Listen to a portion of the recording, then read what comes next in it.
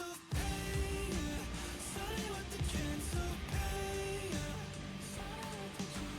Why do I act this way around you, you, you? I'm clouded around you. I'm clouded around you.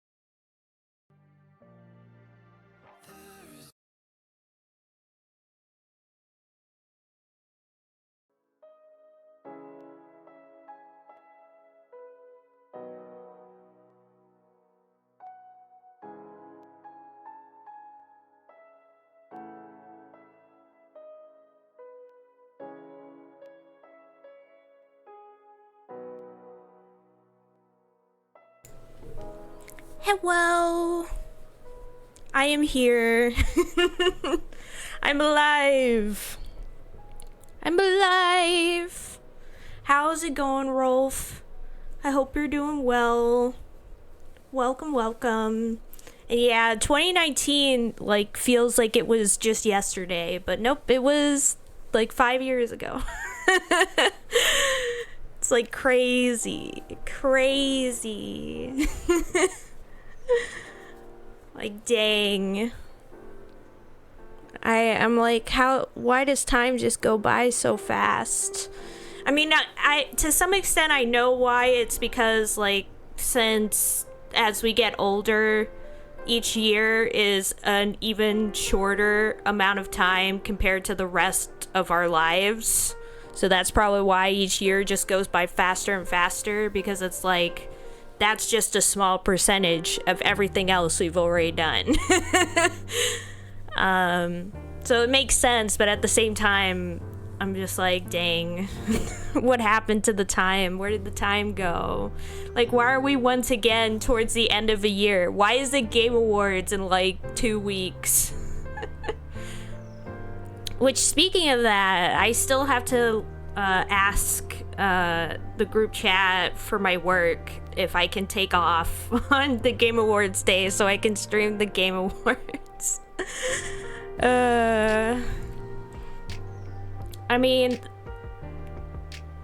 yeah. I'm not looking forward to tomorrow because I have to go to my teeth cleaning tomorrow, like the annual teeth cleaning and whatnot, which means that I'll have to get up at like 9 a.m. to go to the 10 a.m. teeth cleaning and then go to work at like 3:45 after coming home from work at 9 p.m.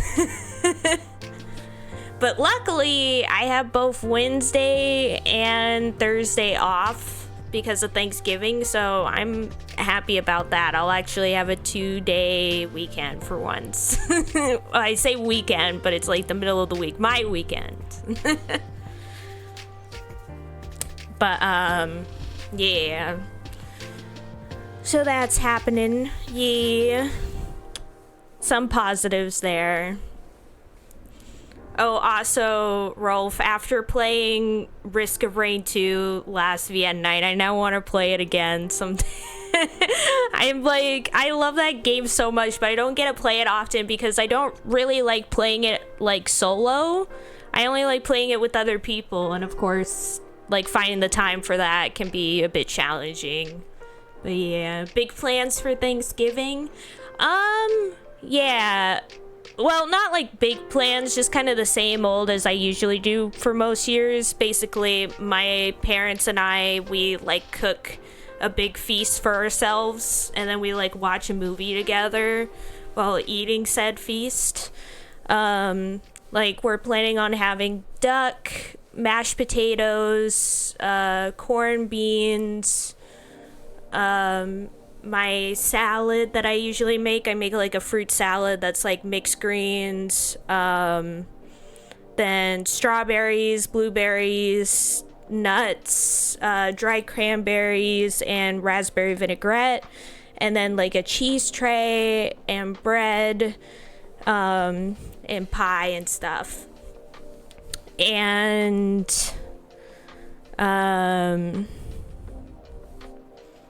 we're probably, because the new Makoto Shinkai movie came out finally on Crunchyroll, Suzume, so we'll probably watch that all together.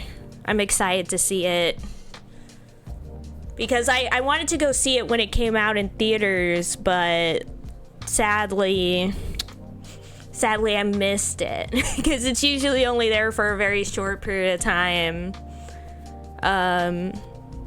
But hopefully we'll get to watch it for Thanksgiving. We could play it a bit after we finish this one. Heck yeah, I'm totally up for it.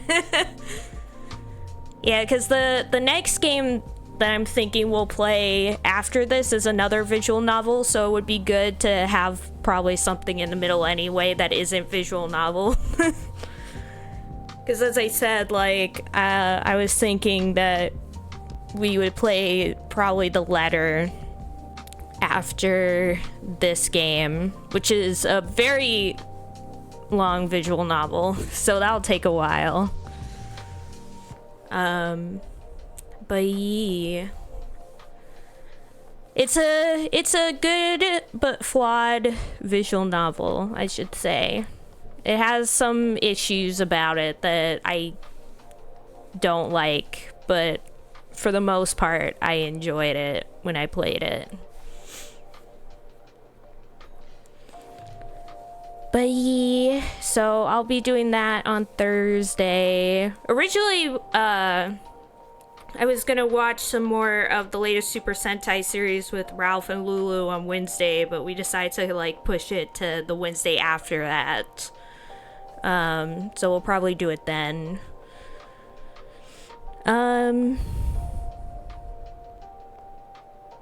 There was something else. Oh yes, I also watched what was it? I watched the new Resident Evil CGI movie on Netflix, Resident Evil Death Island, and I loved it. I watched it with Lulu and Azure last night, and it was so good. It was so good. I highly recommend. Like, the CGI films are just great. Like, the animated CGI films are some of the best Resident Evil has to offer, in my opinion, like, besides the games, of course. And I think a big part of that is, I think for those movies, the people who work on the games are like more directly a part of the production of it in those games. So I mean in those films. So oh my gosh, you need to watch the CGI films, like some of them at least. There's like some on Netflix. I highly recommend watching it because they're good. They're good. The live action one's pretty terrible. Only the first live action movie was any good. But the CGI animated films are really good. I always enjoy them. And then this particular one, I absolutely love this particular film because all the main characters were actually together for once, which is such a weird thing to say, but like the truth of the matter with Resident Evil is that the main characters almost never are in the same space together except in like light novels and stuff. Otherwise, they're like, they know each other, they've met each other, but like we never see it because they're always doing their own things in their own games. But in this film, the latest one, like it was literally Jill, Chris, Leon, Claire, and Rebecca all working together at the same time, which was pretty neato. I was pretty stoked the whole time. I was like, yeah, squat it up. Let's go. It was very good. Like, I would say to me, like the CGI films and also the miniseries that came out recently on Netflix, the short CGI animated miniseries, like, you could definitely tell that the people who work on the games were more directly a part of the creation of these films and stuff because they feel like a condensed, Infinite Darkness, because to me they feel like a condensed version of a game. Like, it feels like I could have played this game, you know, but it's just like now it's just the story beats. Like, we even get to like the final boss at the end and things like that. Like, it feels like a video game turned movie in like a good way. Like, it feels legit. But yeah, they're good. I highly recommend checking those out because I think they're some of the best adaptations of Resident Evil there is. They're top tier. That's so weird. I wonder if it's like, I wonder if there's like weird region restrictions then. Because Infinite Darkness is like the miniseries that came out a while back. I would definitely suggest checking that out. But the one that I'm talking about was Resident Evil Death Island that just came out.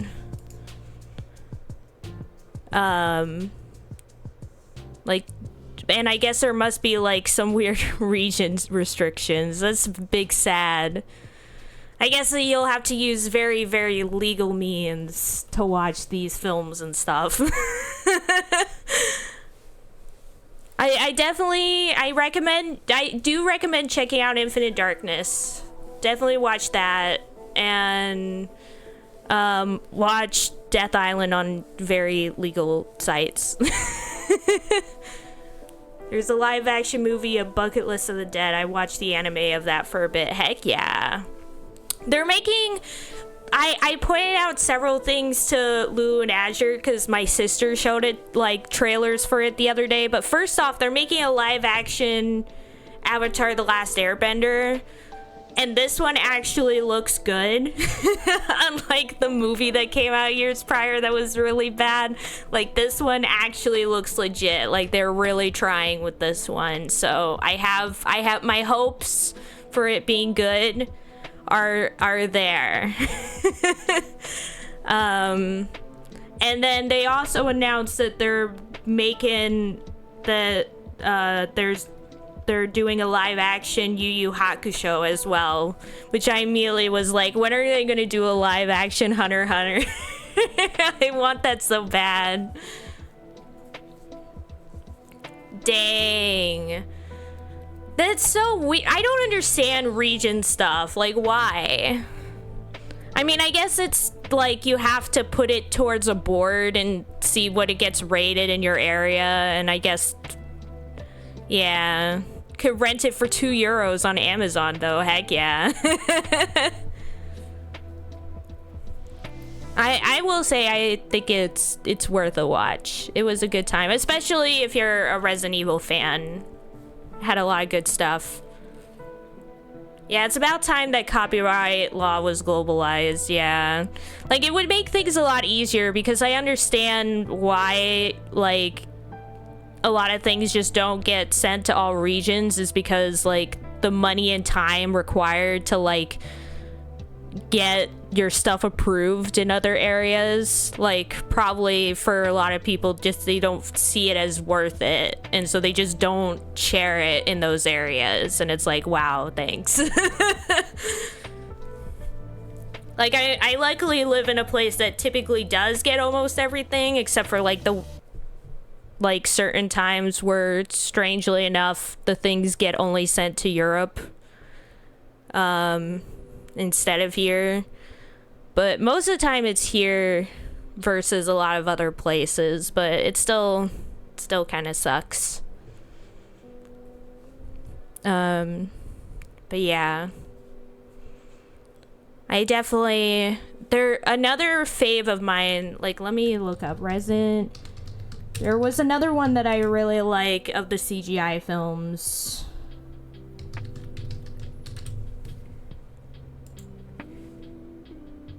Yeah, Resident Evil Vendetta.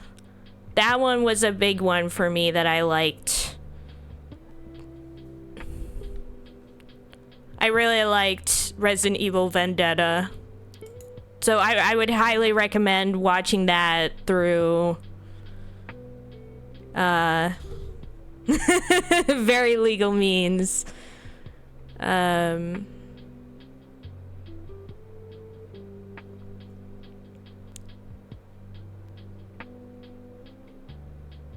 Oh, Vendetta came out in 2017. I didn't realize it was that recent. I mean, makes sense.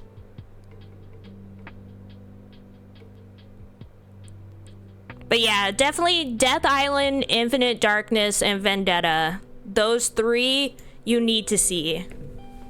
That's what I would go for. Good stuff. Good stuff indeed. Some top tier moments.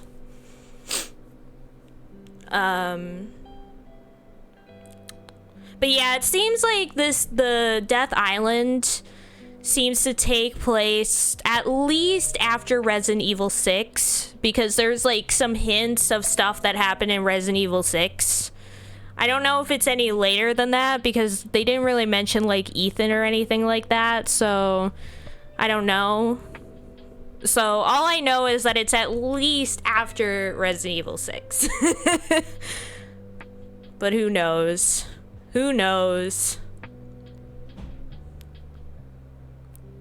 But yeah. Also, another thing is, it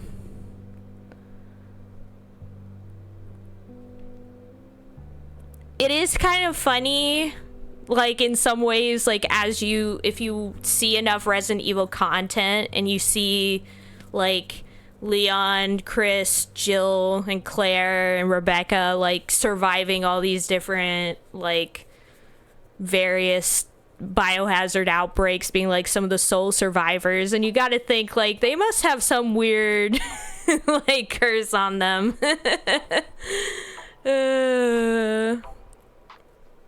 Yeah. Hey, hi, Lives Meeting. Welcome to the stream. How's it going? I love you very much. Death Island is between 6 and 7. Okay, that makes sense. I can definitely see that. Thank you. Thank you, Life. Yeah, I was wondering about that because they mentioned stuff in 6. So I was like, okay, so this is after 6. But they didn't mention anything with Ethan or anything like that. So I'm like, I guess this is after 6, before 7? Possibly? So I'm glad to hear that I was right, that I guessed it. Well, both me and Lulu, we guessed it. But yeah, I hope you're doing well, Life. But yeah, I was just telling Rolf that he should definitely watch, like, since he hasn't seen any of the CGI animated stuff, that he should definitely watch Resident Evil Vendetta, Resident Evil Infinite Darkness, and now Resident Evil Death Island. Yeah, I loved it, Lives Me, because here's the thing, I love the CGI films. They're some of my favorite adaptations of Resident Evil stuff. I think it's partially because like the people who actually work on the games are usually more closely tied to the production of the CGI films. Yeah. But I love them. And then also like actually seeing all the main characters actually together for once, which is so weird to say, but normally in Resident Evil, besides like light novels and stuff, most of the main characters never see each other. It's always they're off doing their own thing. And so actually seeing them all together, I'm like, heck yeah, let's go, the squad. Always tired, but mentally good for a change. Hope you're all well. Aw, heck yeah, Life. I'm glad you're feeling good. And yeah, I'm good too. Also a bit tired. But overall pretty good. Not really up on the RE lore. That's totally fair, Rolf. There is a lot. There is a lot going on.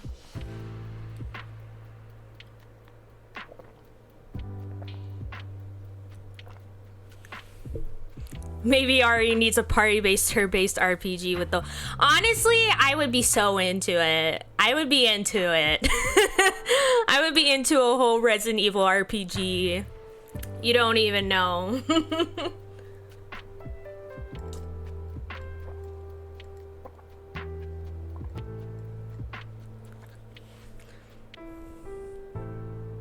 I used to speedrun Resident Evil Village. Oh, that's really interesting, Life, actually. That's cool. Back when it first came out, at least. That's cool.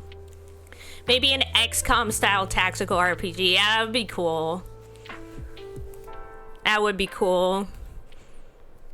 Where it's like, oh, if somebody dies, they die for good. And it was like, gotta try and get everybody to the end. I could definitely see that. But yeah. Yeah, I need to do more Resident Evil stuff on stream. Always been a fan of the series, but when they die in the game, they die in real life, yeah. I was telling Azure, like, we need to watch, like, the Spy Kids films.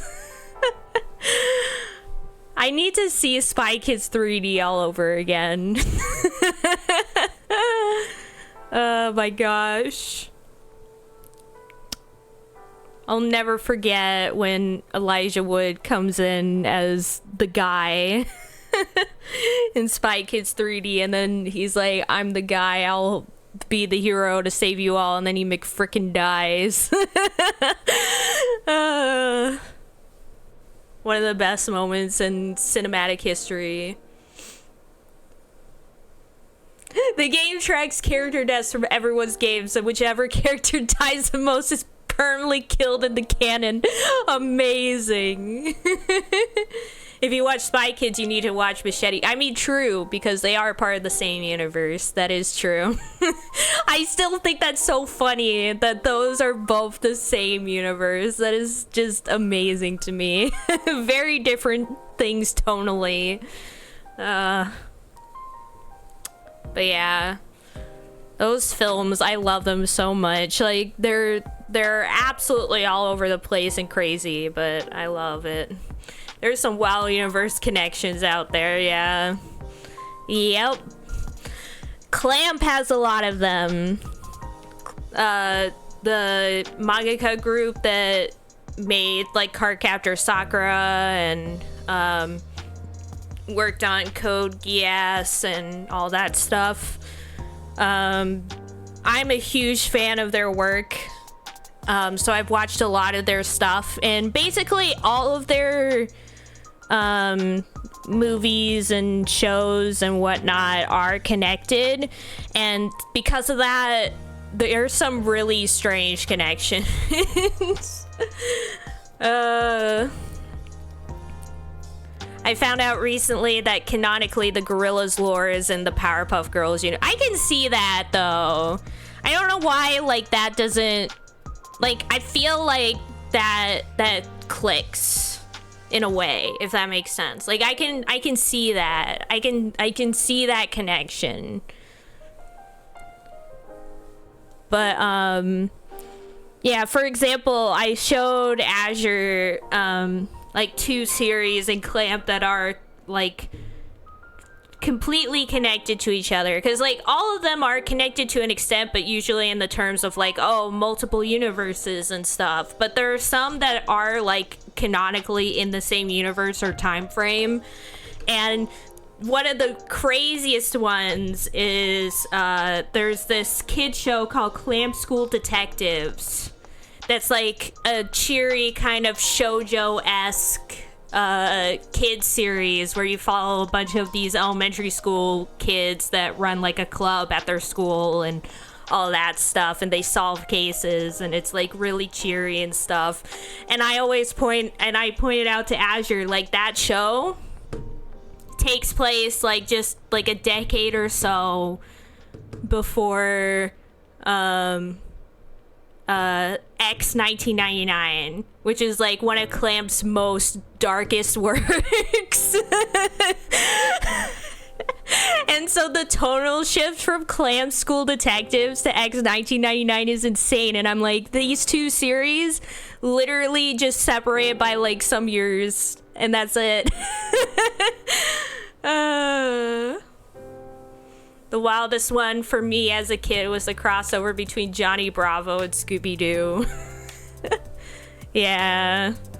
Yep. I always like those little crossover things when people would take shows and be like, hey, but what if they had like a whole thing? And I'm like, heck yeah, I'm for it. But yeah. I mean, that's basically how it is in Clamp, Rolf. Like, you're saying that, but like it's not that insane with Clamp, because they literally just they're like, we don't care about the fact that all of our series have very different tones. These are all connected. So for 1 second you'll be like just dancing along to some cheery like show, and then the next moment there's just blood and gore and guts, and you're like, oh my god, what the frick happened? And I do love it. I'll always love Clamp. Actually, let me see. Oh my god. Where is it?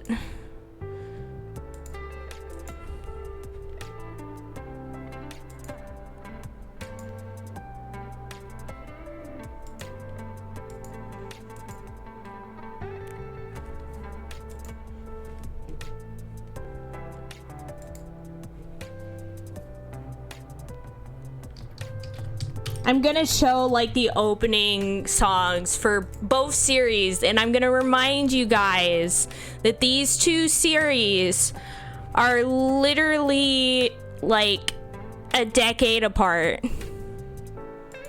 Remember that when I show this.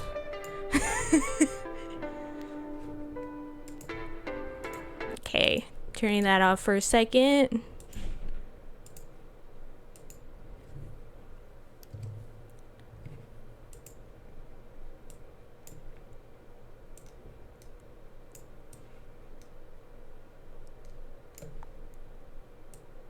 There we go.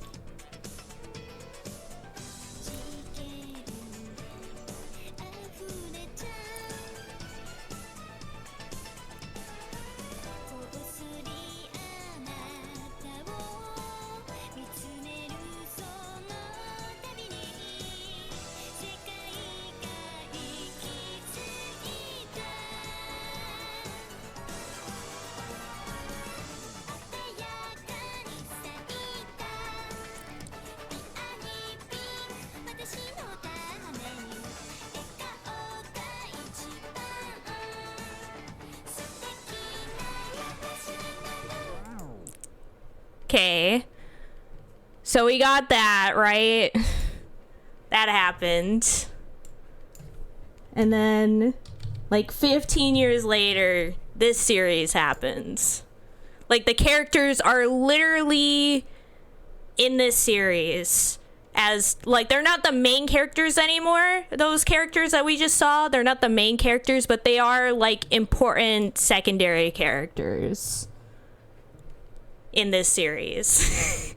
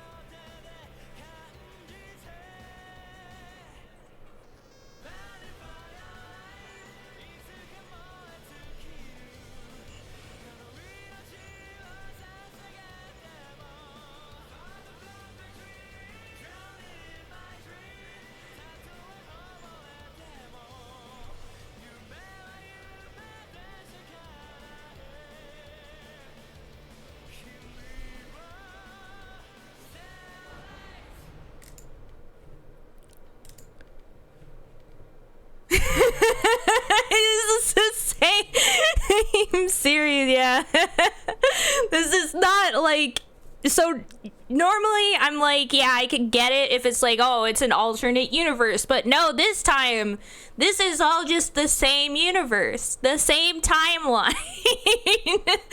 That series canonically takes place just like years before that series does. Excuse me, did the earth just get cut in half? I lived there. Yeah, exactly.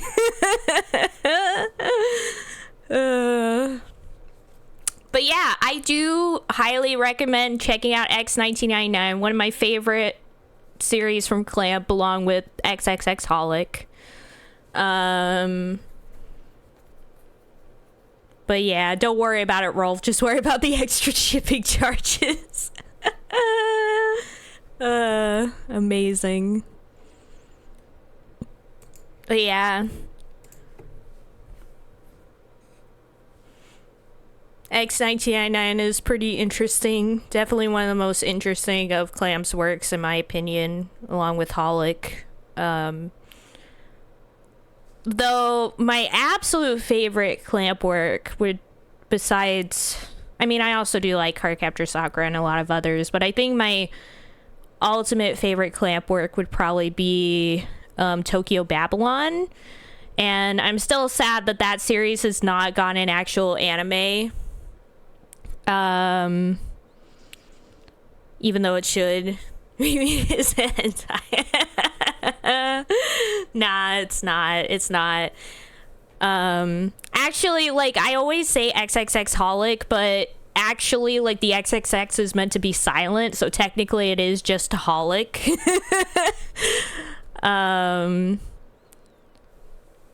But yeah, because it's supposed to be like a placeholder.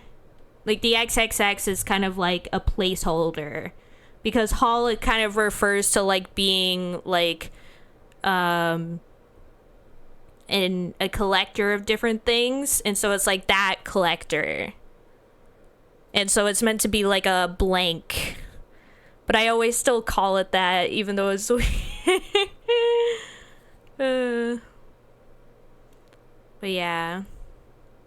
I fondly remember this fun anime from my childhood, Primal Black.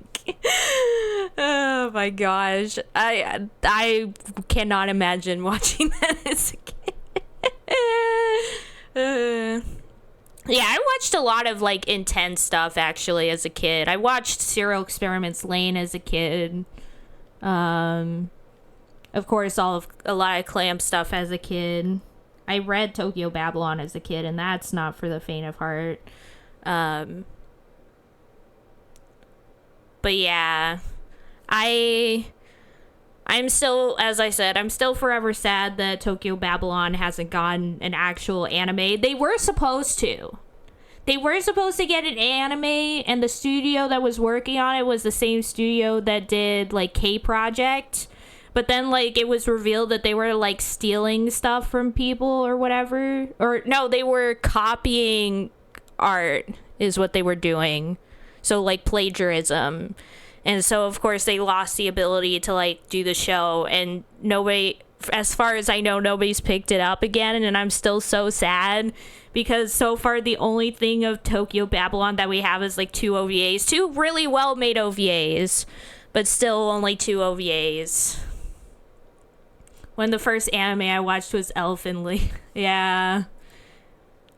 Baptism by Fire, yeah. That series is something. I watched like a whole thing from Hazel recently about that series, and it's pretty interesting. I would highly recommend watching it. Let me see if I can find the exact video. Where is it? Yeah.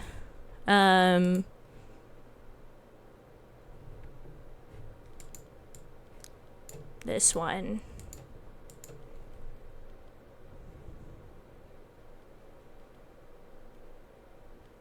Yeah. Noah will admit to drawing that. Yeah, true. Yeah, let me post this link in chat. But yeah, that's a good video. It's 2 hours. I think it's like 2 hours long. But it's yeah, it's 2 hours and 12 minutes. Oh my gosh, no, stop that. But it's a pretty well done video talking about it. I did like it, but I probably would not if I yeah, like, it's one of those things that is very much of its time. Like, Hazel talked about, like, how important the series was at the time and the significance of it back then, though not as much now. And it's a very interesting watch. I would highly recommend watching it. Not the anime, but that video about the anime. But yeah, I think my sister owns like the box set of it, like at her house. But she owns like a lot of anime box sets. Actually, some of the anime box sets I own are things that she originally owned and she like gave to me because I liked that series so much. Like, I was like, oh, I loved Cardcaptor Sakura super, like, just so much as a little kid that now I own like the Cardcaptor Sakura box sets. Like, my sister just let me have them. Yeah.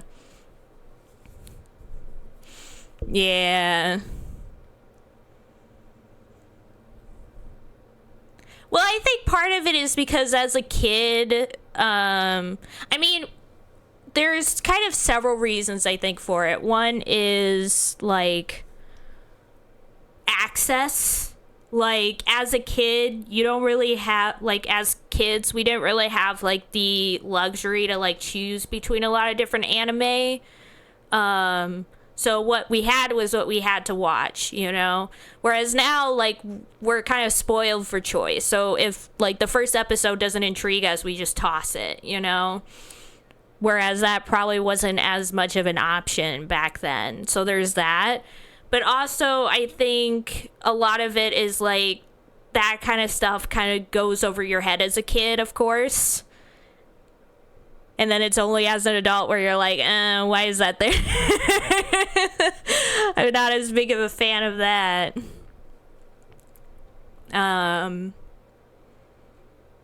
But yeah. It's definitely interessante. But yeah.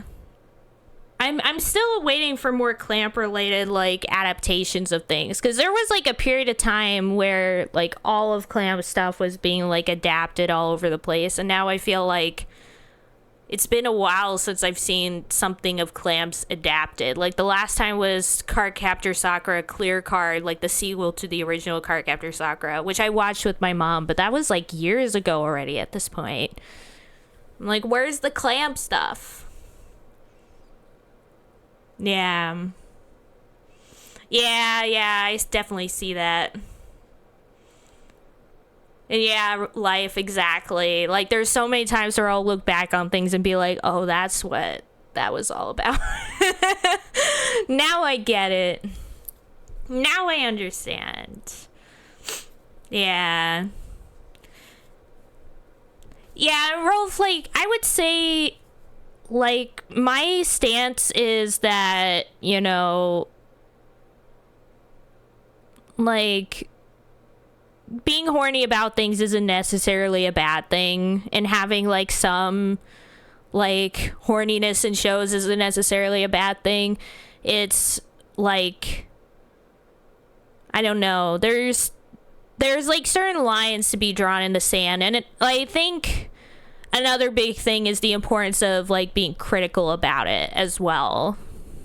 Again, there's another Hazel video that like the stuff that she mentions in that video, I'm like, I 100% agree. Like, that's my viewpoint on a lot of these issues. Yeah, exactly, Rolf. Exactly. Though there's, you know, there is like a space for that too, but I guess my issue is less the existence of these kinds of things and more like whether people are critical of it or not, if that makes more sense. Like, don't know. It's often like a 14-year-old boy's idea of sexy. You know, true. Like, actually, let me see if I can find the video I was thinking of. I think is like a pretty good video from Hazel about like the whole concept, and also kind of reflects my exact thoughts on this whole kind of topic.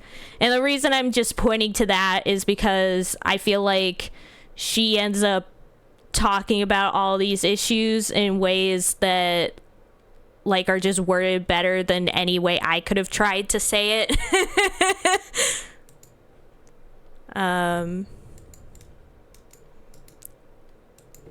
Yeah, I'll post this also in the chat. Rocky sits his face with blood exploding from his nose, yeah. Wait, you don't do that IRL, Rolf?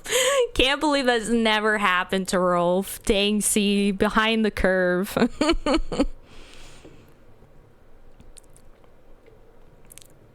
But yeah, I do think it's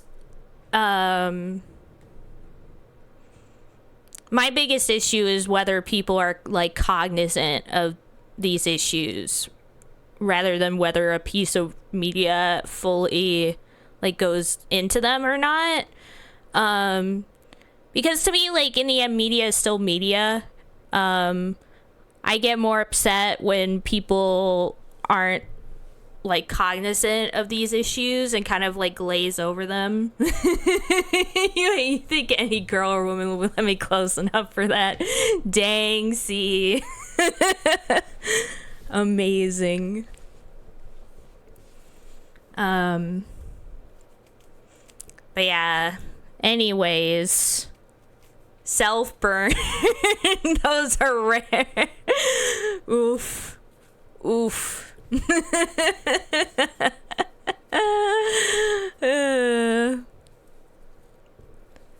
Oh boy. Well, as we all know, Rolf, from the otome games that we play, men and women cannot be friends. So obviously we must be dating.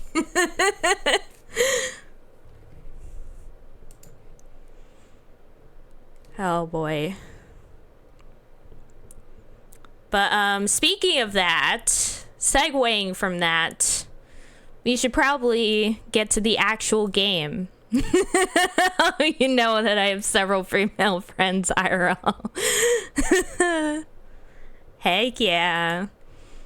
But yeah, I just like this whole convo just reminded me of the last time when we were playing Caller X Malice, and Okazaki is like, you can't let any guys in here, and she literally goes, oh, okay, that's fine, I have no male friends. When the only friends we've seen her have are guys. I'll never get over that. Like, poor Sayaki, just straight up they say a woman's voice gets higher pitched when she speaks to someone she likes. That's why all the women I know sound like Batman. Oh my gosh. Amazing. Incredible.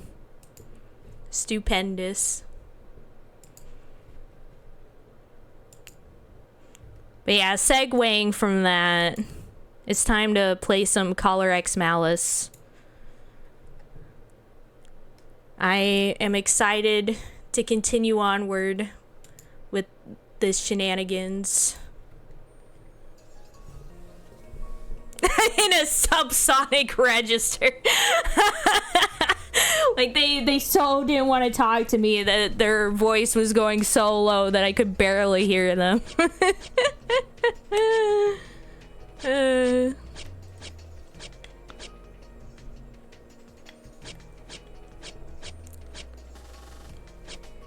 But yeah, I actually don't really remember what happened last time. Well, like, I remember we had Okazaki over and all that stuff, but after that, I have, like, no memory of what happened, even though it was only, like, a week ago. And it probably wasn't all that important, to be honest.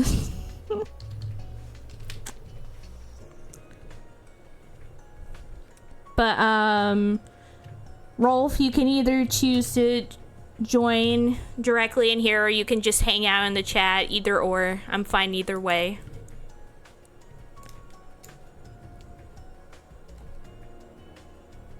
Either way works for me. Hello. Hello, it's Rolf. Hi, So Rolf. Welcome. Hello. How's it going? I'm alright. Hey, So where did we leave off? Oh, We're wait. about to... I remember now. We're past the halfway point. Okay. Because I remember We're the about last to defuse time. the nuke, right? Yeah. Exactly. But I just remembered that at the end of last time we finally hit chapter 4, which was why we decided to stop. And I was like, I'm pretty sure there's only 6 chapters, so I think we're past the halfway point now. Alright. Yeah, usually the earlier chapters are longer. Yeah.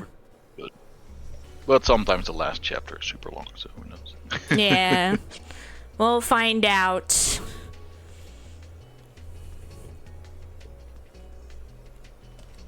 I always forget that I have to click again. Oh, frick, I forgot. Gotta turn off the voices again. Here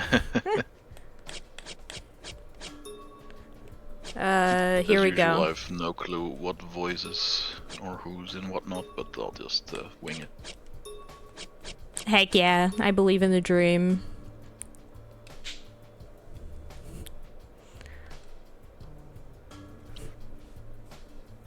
Not sure I've actually voiced him yet. Yeah, I think we haven't really voiced much, besides me just voicing myself, of course. I'm kicking you the hell out if it's stupid. Well, Okazaki always barges in here on his own, but he asked me to see all of us this time. It's probably something important. You even called me, eh? Your face says it's important. Oh, wait. Now I remember. We're in Okazaki's shoes right now. Oh, that's true. Yeah, so we're playing as him right now, talking to the rest of the squad here. Like, that's what was confusing me. I was like, I'm pretty sure we decided that we weren't going to come by here, and yet now we're here. I'm very confused. Yeah, and then I remember. He left his shoes at our place, and now we're wearing them. Yeah. Exactly. That's the lore. That was all me. Yeah. I came here to ask you a favor. I think you know this, but my mission is to observe and report your movements. What? He's such a stupid. Yeah, he's the only one who's like, wait, what? That's what you were doing this whole time? Nani? Yeah, thought so. Right, we'd all figured it was that. Well, most of us. Most of us. Except for Enomoto over there. Just ignore him. We all quit the force for strong reasons, and we each had our familiarity with investigation central leadership. It's natural for the police to be wary of a group that could have a connection to the criminals, or a likelihood of contacting them. Let's skip the pleasantries. Why are you deliberately coming to us after all this time? Well, part of my mission was to report the details of anyone related to you. You mean Hoshino? Did you hear about that caller from her? Yeah. And are you going to tell your superiors? You know the danger that poses to her. I won't tell anyone about her situation. If that weren't the case, I wouldn't be here now. Everything's common sense so far. I've decided that I'm going to protect her, no matter what. Oh, protection, eh? So I want your help. Wait, did you skip a bunch of steps? Why exactly are you protecting her? Just shut up and quit complicating things. She's already working with us. We don't pose any sort of threat to her. So, you want to take the collar off, right? Yeah, you're quick, Shiraisi. Please. Everyone but Minio the idiot knows that. You're right, sorry. Like he just came out and was like, "Yeah, you're right. Sorry." And Maneo's probably like over there, like, "What do you mean?" Guys. Hey, don't agree with his insults. At least apologize or something for that. They all ignored him. They all ignored him. He's just there so they all feel better about themselves. Heck yeah. We'd like to do something about that collar of hers too. But we'd endanger her if it went poorly. We'd have no choice but to investigate X Day as they demand. Is that what you want? It's not. You know there are other avenues. You probably haven't pursued them because you don't want to put her at risk. The text speed is slightly slower than I'm talking. Yeah. Need to wait a bit before I start. But you've already figured out that she's 100% innocent, haven't you? Don't presume to know what I think. Now, let's just hear Okazaki out first. Anyway, I can sense some anxiety from you over your general lack of progress. X-Day's planned for January. It's nearly here. I think we should act, even if there are risks. We know that, man. What are you trying to tell us? The perps that committed this month's crimes were arrested after evidence on them was found, or they're currently marked as suspects. And everyone they've arrested and questioned has claimed they've had memory loss during interviews. Rika Sugawara is a good example. So, what's that mean? Yanagi? We won't catch up to Adonis by chasing down the perpetrators one by one. They're just being used like disposable pawns. Is that what you wanted to say? Yeah, right now, Ichika's the only lead that will get us closer to Adonis. So you want us to use the stupid cat more? Huh? What, as a decoy? He's just always confused. Yeah. Wait, what? I don't know, guys. Slow down. Slow down. In a word, yes. There is like a thing in Takeru Sazatsuka's route where at one point, like when you're trying to like start working with him, he doesn't like fully accept you as a possible partner yet. You have to like prove yourself to him by like figuring stuff out on your own and then like showcasing it to him. Yeah. And there's like a whole section where you kind of like go through all of it while it's like Yanagi, Takeru, and Mineo all together. And if I'm remembering correctly, like there's even a part during that where like Ichika actually gets like to the point where she's figuring out stuff before Mineo does, and he's like, wait, what? And they're like, yeah, you're just yeah. It's just that stupid. Yeah. If we keep investigating the crime like we have been, we'll never learn anything about Adonis. And January will be upon us. Adonis will string us on unless we expose them. I think we need other angles besides detective work. Okazaki, didn't you say you want to protect her? He's not a liar. He's sincere on both fronts. Yeah, I want to protect her. That's why I want that collar off immediately. There are risks involved, but doing nothing will put her in even greater danger. Our situation won't change unless we find a way to unlock the collar and trace it to the culprits. If we do nothing, then X-Day will definitely come. So we need to confront danger, huh? You're not going to tell the dumb cat. If the enemy hears it, then what's the point? And you're fine with this. I made her a promise. She won't run away and she won't give up, so I'm going to protect her no matter what. That rhymed. I love that it's everybody, ...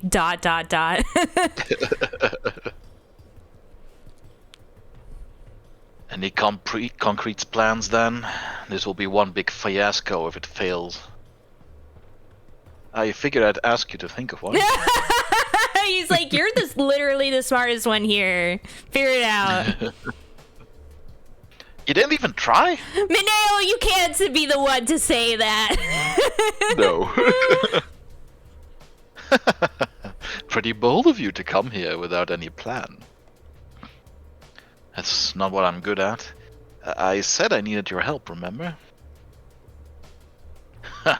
Easy for you to say. You decided to work with her because you thought you could make use of her collar. At the same time, you doubted her innocence. Well, that's true. Since she's done nothing suspicious, shouldn't you prioritize her safety over her possible guilt now? If you really suspected her, you would just have sat back and waited for her to slip up and make a mistake. All of you are straight shooters. You knew that acting too openly would put her in danger, so you avoided doing that. It may seem like they're too carefree, but they were conflicted about how to deal with her. I never thought the day would come where you'd be the one giving the orders. She's determined to be a great police officer. I want to put my faith in those feelings. I want all you to show the same determination she has. Haven't you considered the possibility that we could be on the wrong side? I have, but I don't have any evidence to doubt you, so I'll trust you. Are you sure about that? Your reasoning... Sorry. It's just them talking over him because no one listens. Well, if you turn out to be terrorists, I'll just take you all out. Nightwind. Wow. There it is. This is what's so important you needed to call me here so I could hear this too. You're the only one in this group who can operate within the police. So yes, I need you to hear it too. I want to stay by her side at all times, so I'm going to be tied down. As in married, or? If we can use her collar to start closing in on Adonis, and make some progress towards solving the X-Day crimes, I don't really have a reason to refuse. I feel a little bad for doing it behind her back, but I guess this really isn't the time to nitpick that. I think you're all investigating those crimes for personal reasons. But I want your help on this. Stopping X-Day is the most certain way to protect her. Hey, can't you go along with me on this one thing? If our leader decides we should go along with it, then sure. I think Yannick's already given his answer. Oh, that's mine. I think it's a text. Sorry I'm late. I just got off work. Sorry, I need to go. Ichika just finished work. The old ball and chain is calling.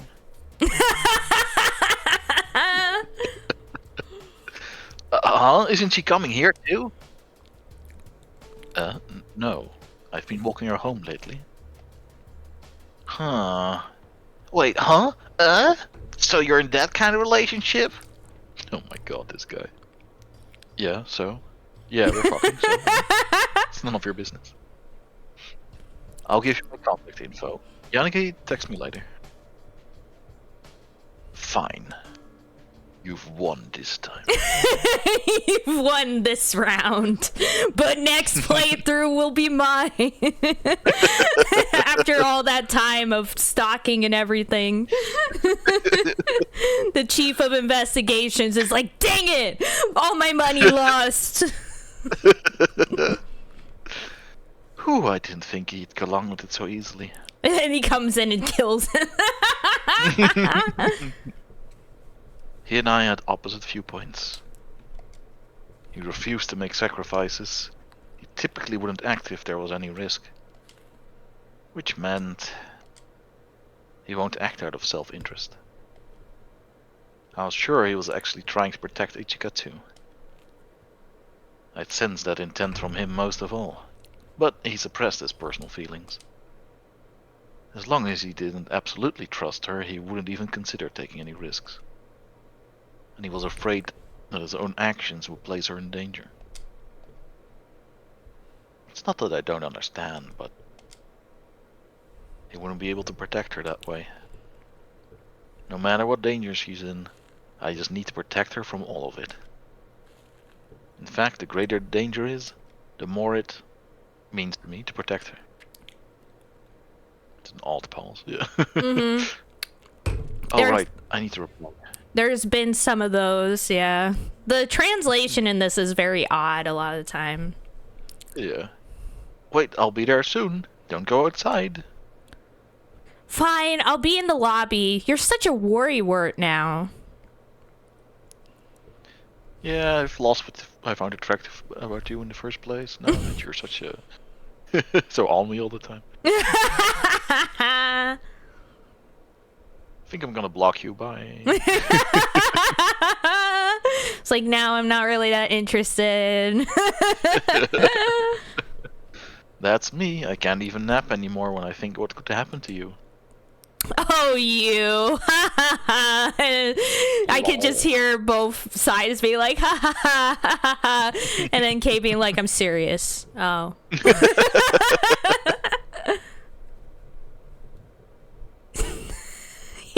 He says. I'm serious, I haven't slept in 3 days.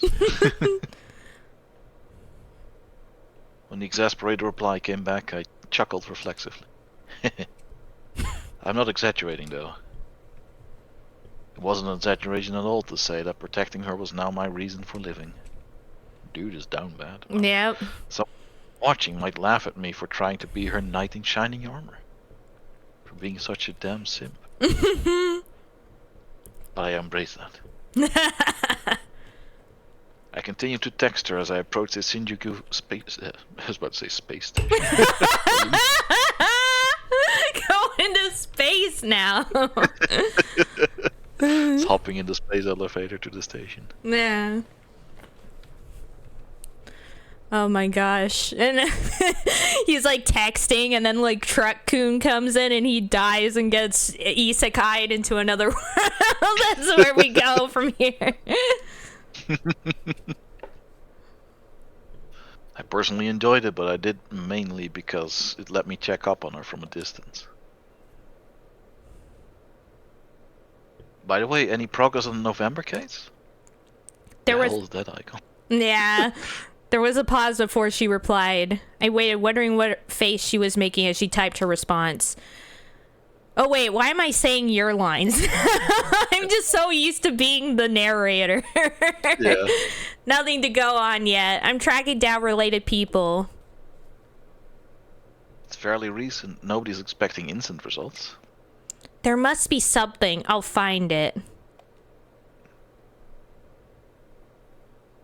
I smile bitterly at the reply. The sight of her depression over her weakness and lack of progress has been burnt into my brain. I was so very like her to try and hide that by feigning stubbornness. I want to cheer her up. That was also a part of protecting her. Uh-huh. What is there that I could do to make her cheer up and smile? As I pondered the question, I strolled through a crosswalk. I was hit by a truck. Welcome to the fantasy world. I had some sort of cheat skill that makes me overpowered. Almost there. Sorry you have to do this. I know you're busy. Thanks as always. The message rattled me somewhat. I could hear my conscience stabbing at me from the inside.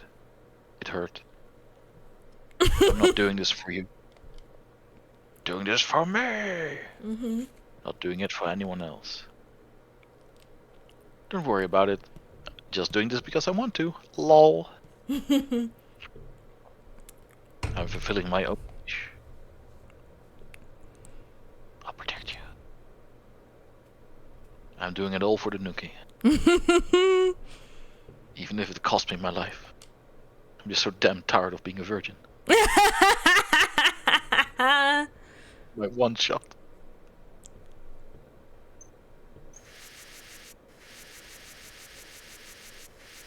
Just gonna quickly grab some water. Okie Right doke. back. Okie doke.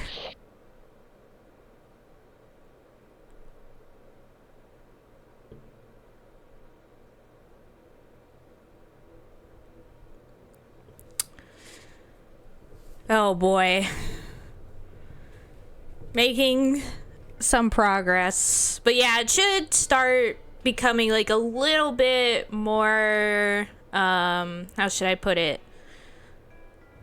Like, it should seem a bit more understandable where Okazaki is actually coming from. Like, it's obvious that it's not just, oh, he's, like, he's fallen in love with her and that's why he wants to protect her. There's something more going on here. And I think part of it is probably kind of showing through already of the truth behind his actions. But we're getting there. We're getting there eventually. Yeah, it would be pretty shallow if that was all there was to it. Yeah. Welcome back. Hello. Hello. Okay, so we now have another incident report. X-Day You can incident take report. this, yeah. Reported the X-Day incidents. Yeah, I was just taking a drink. Unacceptable. November 5th. In this incident, a truck and a police motorcycle collided head-on, resulting in 2 deaths. The person on the police motorcycle was a man named Kei Okazaki. It's like, oh, but this was before December. Oh, he's a ghost this whole time. Was The it truck, huh? That guy's in another room. Isekai? It's now starring in Motorcyclist in a Fantasy World. Yeah. He took his bike with him. Heck yeah. Like, that it was like attached to his soul. He loved that bike so much that it became a part of his soul. So when he was reborn in another world, he had like a mini bike with him that grew with him with age. It's the bike night now. Yeah. Was initially believed to be an accident, but surveillance camera footage revealed that traffic signals had been manipulated in order to cause the fatal crash. The Roman numeral 2 was also discovered, although this has not been made public knowledge. After an Adonis coin was found clutched in the hand of a victim, the incident began to be investigated as an X-Day crime. Afterwards, Adonis broadcasted a statement on the internet. Some people exist who should have never been born. Self-centered, arrogant, demeaning. People with these qualities and access trample upon the dignity of others. We, Adonis, shall pass judgment upon you people overflowing with base desires. Countdown to X-Day 2. The plan can finally enter its final stage. Until November, the countdown was just amusement, the foundation for people to learn true fear. The enforcers who embrace sorrow, hatred, and rage would demonstrate justice by their own hands. And if the subject of the collar experiment acts according to plan, she will surely see what lies beyond. A pure, white, beautiful world. Wow, they're racist.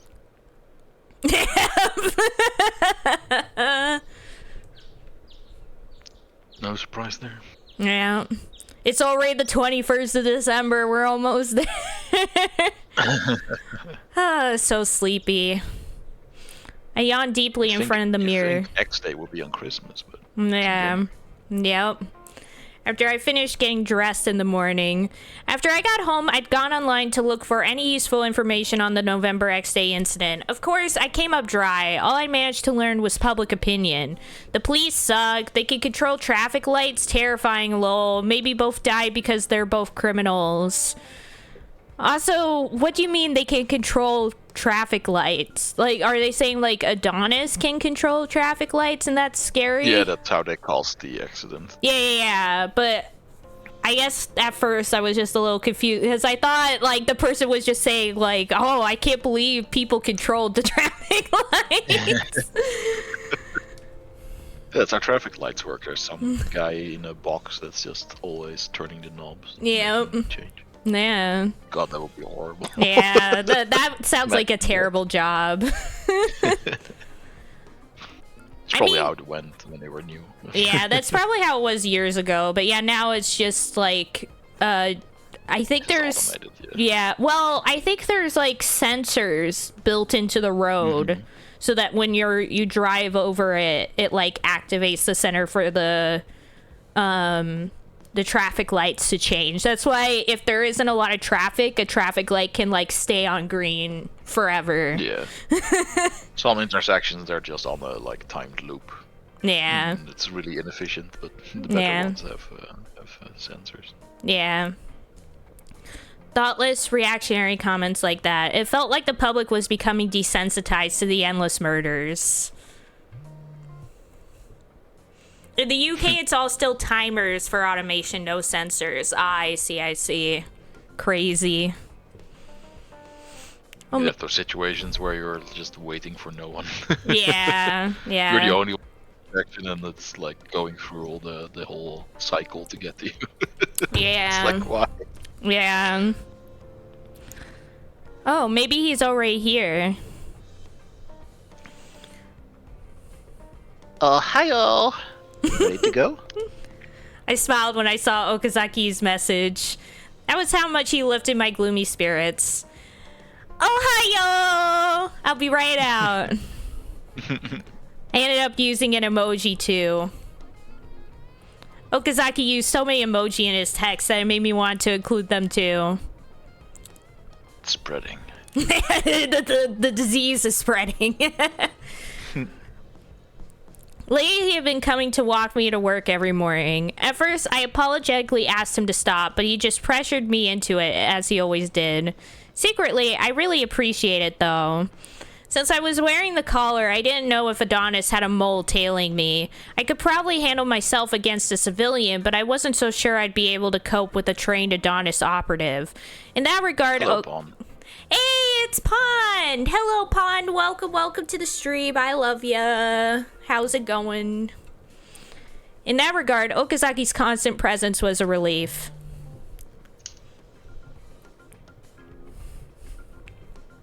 Oh wait, can I come inside for a minute? Mm-hmm. I looked curiously at the message I received. Ding dong, motherfuckers. Simultaneously, the intercom rang. Hi. Morning, Ichika. He was wearing his gentle smile as expected. What is it, Okazaki? Nothing else. Oh, snap. That would be very weird. It's like, wait, you were just walking around like that? Don't worry, I'm trained in this. No one could see me naked. What is it, Okazaki? I'm about ready to go. Put your clothes back on. You always met me in front of the building, so I was worried that something had happened. Were you waiting for long? No, I wasn't. I have something to give you today. Something to give? Close your eyes. Yeah, okay. I did as I Now was he's- told. Now he's thinking, this is my gift. My. It's me. It's my slong. Yeah, I was about to say that, and then I couldn't even finish the sentence. I waited nervously. It's these nuts. Okay, you can look. Ta-da! When I opened my eyes, I was greeted by a bouquet of flowers. Also, if I remember correctly, this is like the worst image in this route. Why? You'll see Okazaki's face, and I think it's just, he looks like he's like disassociating from this scene. From what I remember. This scene. It was a small, lovely bouquet with well-matched pink and white flowers. It is very pretty looking. There's a florist that opens early, so I stopped by on the way here. I was hoping this would cheer you up. Ichika? Are these for me? No, they're mine. I'm just showing them to you. Of course they're for you, fucking idiot. Who else could they possibly be for? I picked them out just for you. Professionally, of course. Got 1,000 yards there here, yeah. I'm like, why? Why is this the way they did it? Oh, don't tell me you hate flowers.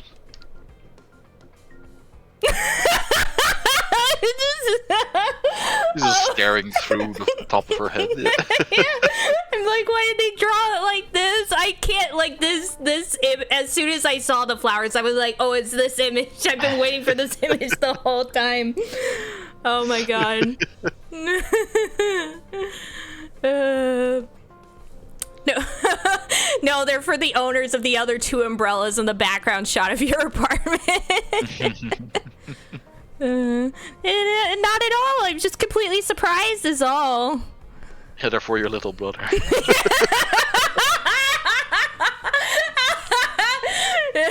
They're for your little brother's best friend. I think he's pretty cool.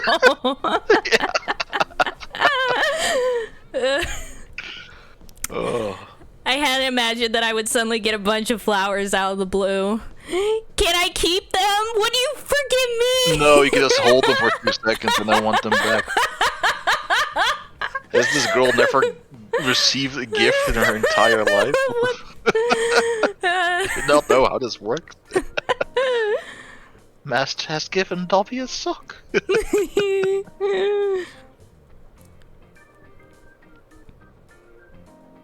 Didn't I say that I picked them out just for you? Are you really this stupid?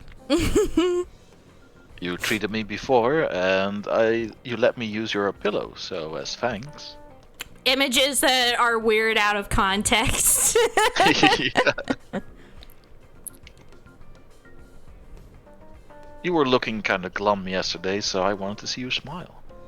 You should really smile more. No, God! Bleh! Bleh! Hey girl, let me see your smile.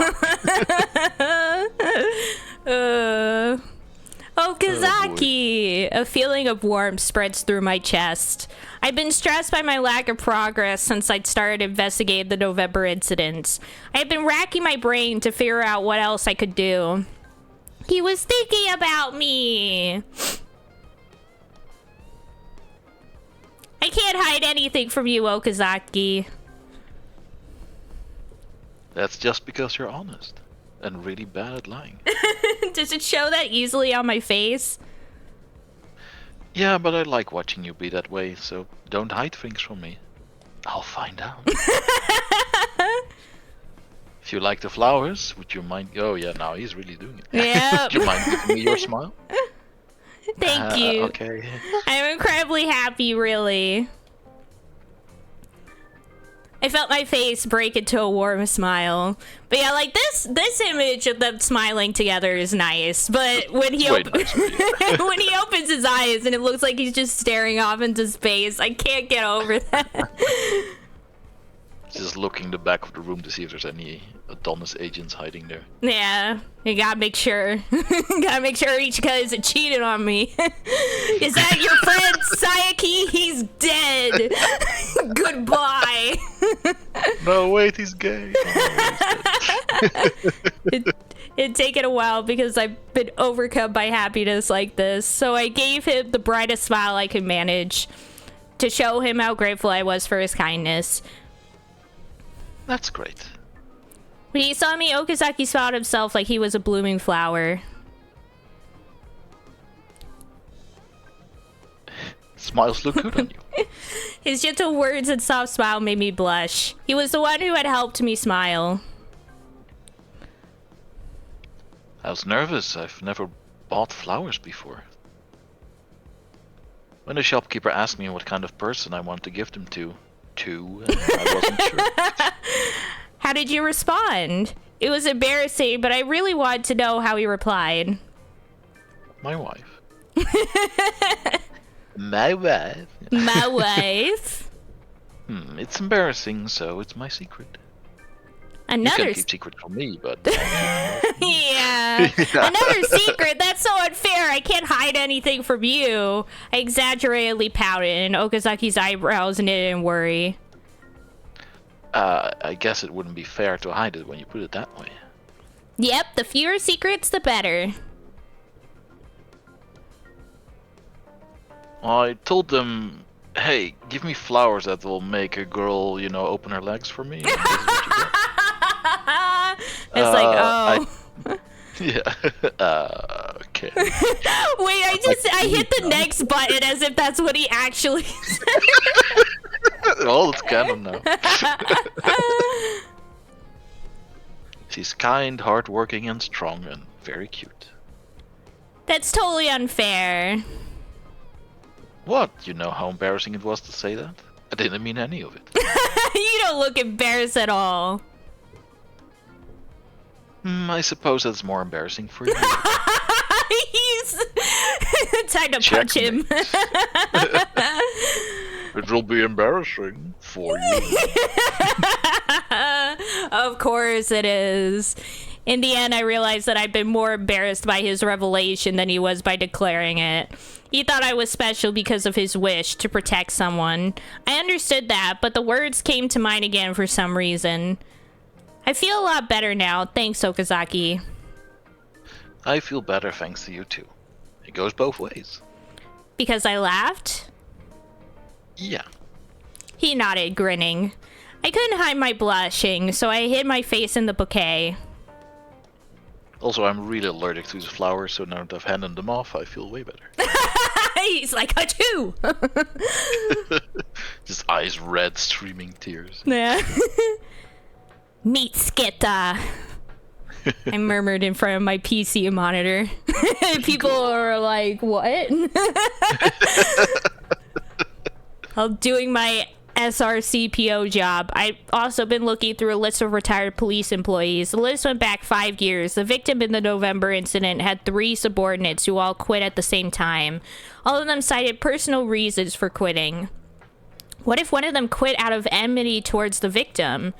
There could be a connection to the case. The motorcycle officer who was killed in November was Masayoshi Todoroki, age 34. He was assigned to the Traffic Operations Squad. He was commissioner, second command of his unit. Wait, wrong thing. There. A department in the traffic division of the Metropolitan Police Department and the regional police officers. Their main duties involve getting into police vehicles to enforce traffic laws. Amazing. First, I need to know what kind of person he was. The X-Day crimes had begun as an attempt to expose and punish the police for their scandals. It was very likely that the victim had done something in the past that Shirashi suggested. I knew that this was outside of my jurisdiction. I also knew this might draw the ire of the police. But now, I had to do whatever I could to help. I wonder if I can get anyone to talk. Okay,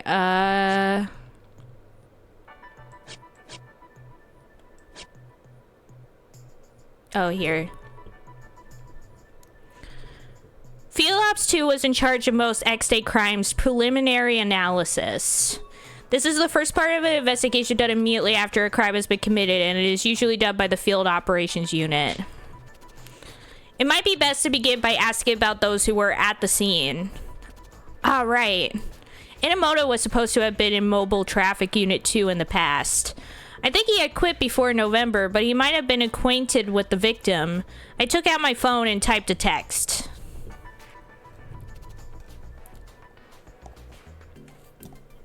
Do you know Todoroki, the victim in the November murder? What, from Hiroaka? Oh, who's this again? This is her senpai, right? No, this No, is wait. the stupid guy. The stupid guy. Yeah. Right, that makes sense that he doesn't know. Of course he doesn't know. Nope, it happened after I quit. Was D from HQ anyway? Shit, a girl's texting me. Oh, sap. Oh, frick. My nose. I want to interview members of Traffic Ops. Do you know anyone who'd talk? I think Satake might talk to you. I went to visit Traffic and greeted a man who was about to enter the office. Excuse me, is Mr. Satake in? The fuck you want? That's me. Kenzo Satake. I'm old. That's such like an old detective name. I had expected to run into him right away. He looked to be Kenzo McHardass. Heck yeah. Most hard-boiled detective in this entire district. And he's in traffic operations. Yeah. Chugging whiskey on the job. Smoking indoors. People keep telling him to stop. Yeah. He looked to be more of a veteran officer than I thought. I felt myself stiffen anxiously. I'm Ichika Hoshino from the Special Regions Crime Prevention Office, local office. Oh? And what does a fine young dame from our SRCPO want with me? I can imagine like the inner noir monologue going on. And She had legs, just wouldn't quit. I knew she was trouble as soon as she walked in. I just couldn't help myself. his genteel speech contrasted with his gruff looks. I mentally sighed in relief. Now, what could he tell me? Well, actually, I'm an acquaintance of Mineo Inamoto. No, I'm just gonna keep him gruff. It's more fun. Inamoto, that son of a bitch, still owes me $100. What did that idiot do this time? No, that's not it. I grew even more nervous when Satake's eyes narrowed. You see... You've got a lot of gall mentioning that name around me. It is like he just spits on the wall and they're like, oh god. Oh, not again. You see, I like to know a few things about the November X-Day case. The homicide from November. Yes, I was hoping to talk to someone who was part of the initial investigation. That came out more directly than I intended. As expected, Satake cocked his head dubiously. And why does SRCPO want to know? Well, it was relatively recent, and there are still uncertainties about it in the area. I thought it'd be helpful to get some background before I go out on patrol. It was a pretty strained excuse. I cursed myself for not preparing myself more before coming here, but it was too late. Back during the preliminary investigation, we all thought it was a traffic accident. We were fools. We only found the traffic light tampering after. Thankfully, Satake went with it for now without prying any further. Witnesses saw the coin in the victim's hand and told us about the traffic lights behaving weird. That was it. Traffic wasn't involved after the preliminary analysis. So that's all I've got for you. The damn feds took it from there. Like always. Claiming all the glory. That makes sense. Did you know the officer who was killed in the crash? Why? Satake's gaze grew even sharper than before. I continued hiding my nervousness. Well, he was the victim, so I was just wondering what he was like. Stumbling over my words, it took all the spirit I could muster to get that out. We were acquaintances, but I didn't know all that much about him. Even if I did, I'd rather not speak ill of the dead. Of course, pardon my rudeness. Is there anything else I can ask? On the subject of the traffic lights, are you sure that they were tampered with? I know that the police can manually control the lights, so could that suggest the possibility of a mole? It was a desperate question, but I needed any new leads I could possibly scrape up. Sounds like somebody hacked ATCS, the Advanced Traffic Control System at headquarters. Or the ATCS, or Advanced Traffic Control System, controls traffic information and traffic signals to increase safety and to make announcements and route traffic during emergencies. If it was someone on the inside, then they wouldn't have needed to hack in. That's true. I wasn't sure if Satake was making small talk or if he'd figured out what I was up to and was trying to feed me intel. Still, young lady, the fact you're even asking about the victim, mighty sus, if I have to say so. Yeah, thank you, sir! If I dug any deeper, I'd be caught for sure. I bowed and left quickly without waiting for Satake to respond. I hadn't learned much about the victim, but something has stuck out to me in the conversation. We just saw this. Yeah. Does that mean there are negative sentiments surrounding him? Must be. During my lunch break, I walked around to gather more information. Right now, it wasn't possible to learn much about Todoroki, except that he was a part of some special school. It's a troubled relationship with his father. And the other victim. The truck driver's name was Ryota Kakizaki, age 25. The investigation had found no connection between Todoroki and Kakizaki. Investigations HQ had thought that Kakizaki was targeted for his past criminal record. Kakizaki caused an incident that injured people, so he'd have a reason to be targeted by Adonis. Todoroki was believed to be an innocent casualty. Based on this, the investigation had focused on Kakizaki's past and the victim of that incident.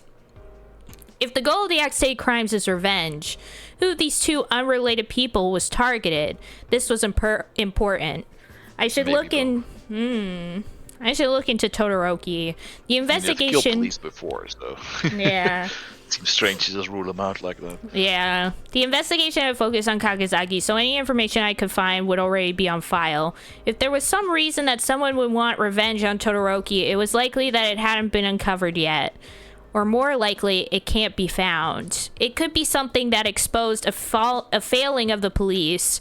I'm interested in the 3 officers who quit. They all worked for Todoroki. I should meet them.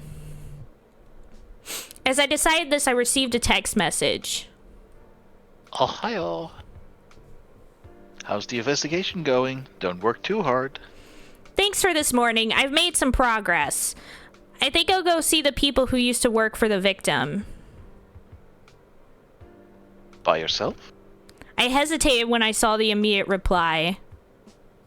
No, with Mochita! Yeah, I'm going with him. Nah, I'll go with you. You're the boy. The boy. If you're okay with it, would you mind coming with me? Hey, there we go. Course. I'd be sad if you asked someone else. we almost did. We almost said for Mochita to come with us. Actually, I thought it wouldn't be good to rely on you so much. Why? I'm happy when you do. I'll just sulk if you hold back. I felt my heart pounding at his words. Then I won't hold back. Thank you. I'm tough. Again, screenshots that look weird out of context. Hee hee. I couldn't stifle a giggle at his cute emoji skills. I closed my phone. We sent a few more texts and decided that we'd meet after I finished work. I can't help but laugh whenever Okazaki uses those emoji. I have no idea. Oh, it's Mochita. We almost had you go with us to do this thing. Oh, Mochito, was I smiling? Yeah, you looked like you were gonna start dancing.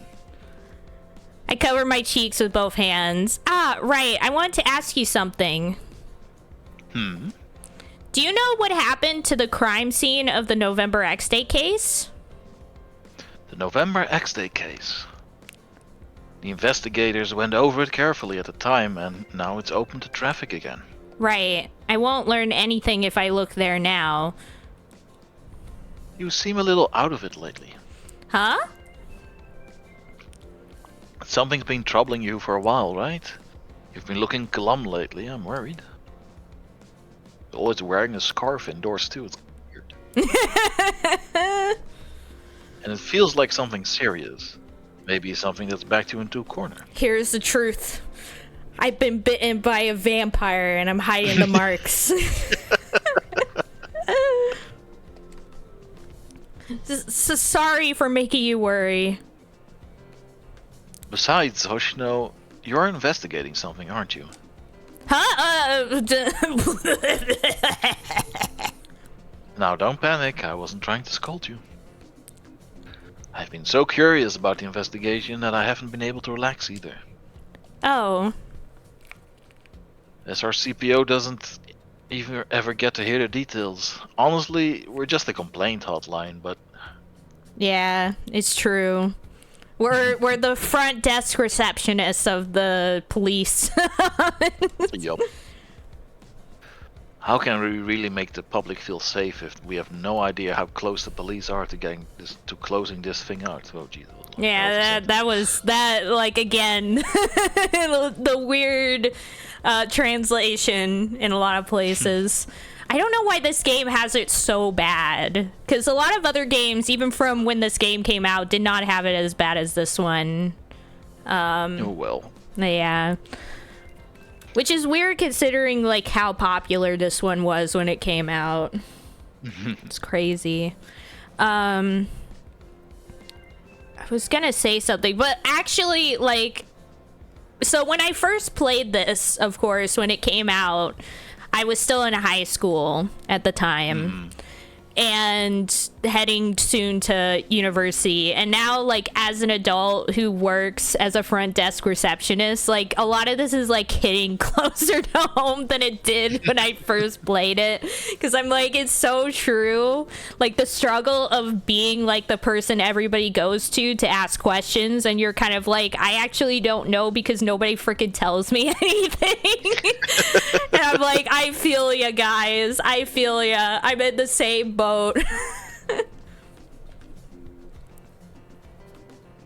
I haven't broken any regulations, but I've been doing some digging on my own. Come to think of it, Mochita has always said that he's wanted to join the X-Day investigation. I don't know what exactly you're up to, but SRCPO was set up in direct response to the X-Day crimes. It exists to keep peace in Shinjuku. As long as you remember that, don't sweat the details and do what you need to do. Just go rogue, be a maverick. Heck yeah, Mochita! You have urgent business, don't you? I'll cover for you. No, go on. Get the fuck out of here. Mochita... Shoo. Mochita's such like an older brother. Yeah. Thank you, sir. What a bro. Heck yeah.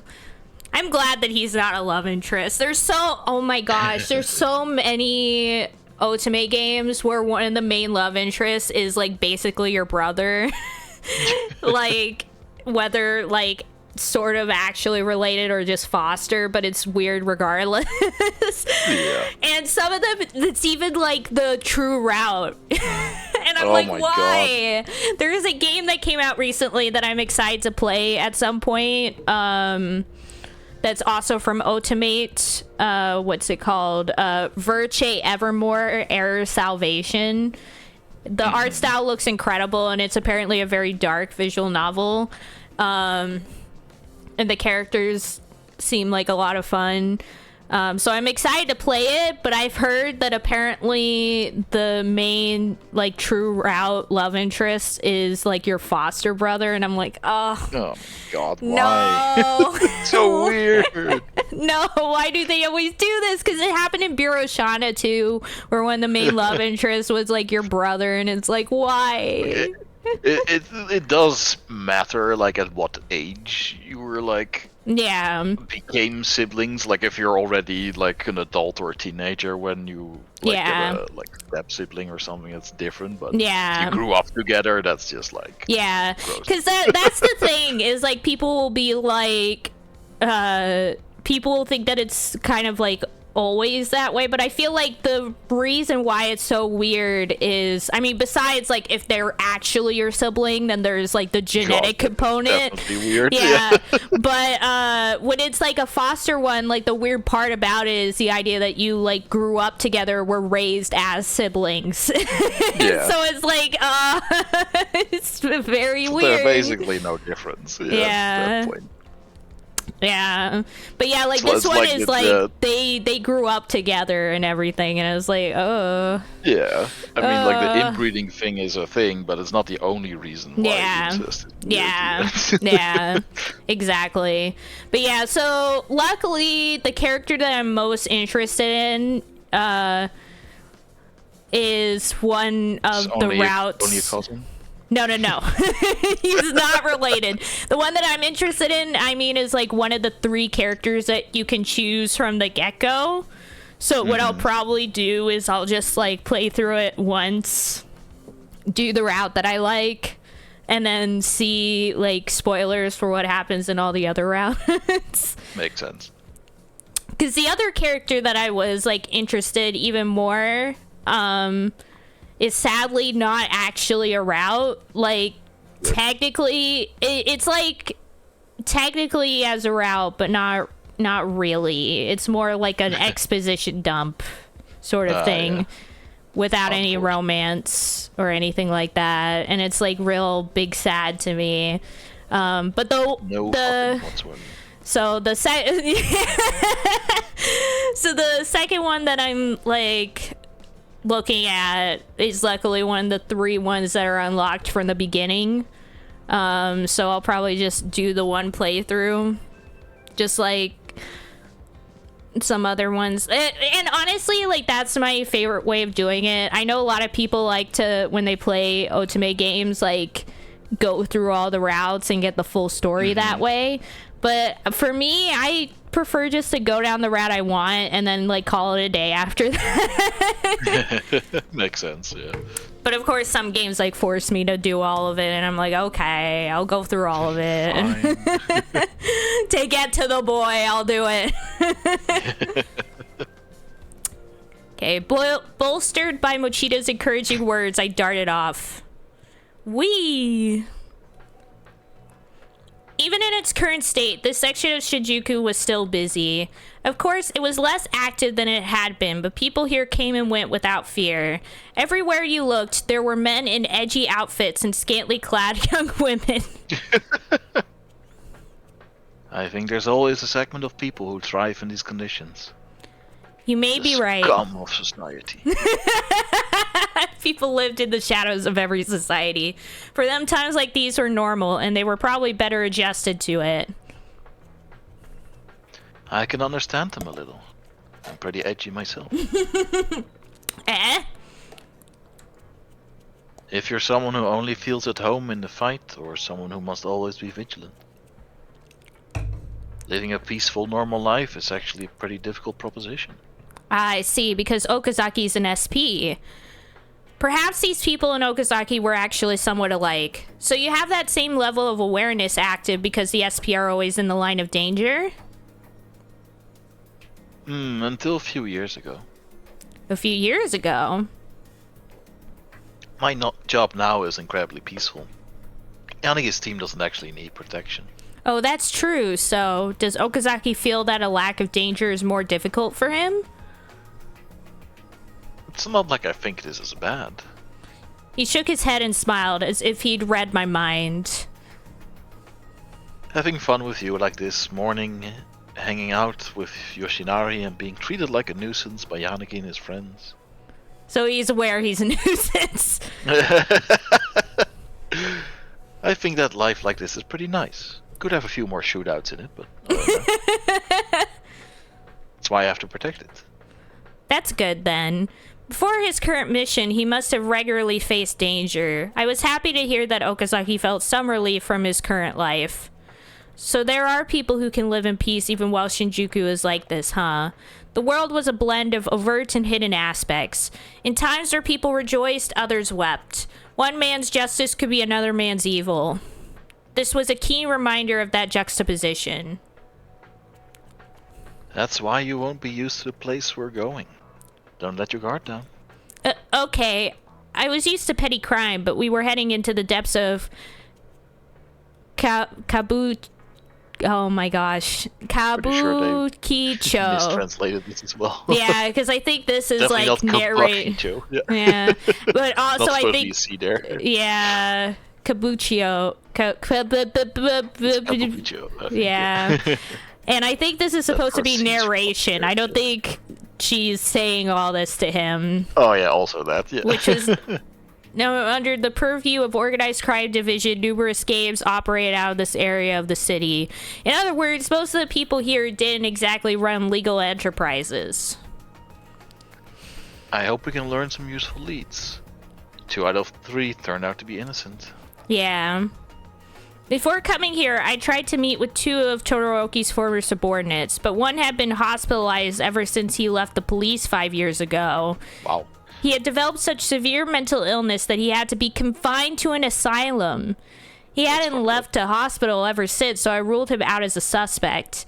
The other one had moved abroad immediately after quitting his job. He'd never returned to Japan. And the last one... This guy was such a toxic co-worker that he did all this to his buddies. Yeah. I tried visiting... One emigrated to get away from him, and the other one went insane. Yep. I tried visiting his home, but... Looks like he lives here now. Yes, I hope he's here. Keisuke Sanjo, 29 years old. When he was on active duty, he served under Todoroki as a motorcycle cop in the traffic ops. There was nothing special in his file. It just said he quit for personal reasons. Damn, this guy must have been super toxic. Yeah. Looking at his photograph in the file, all I saw was a suspicious-looking young man. Serious looking.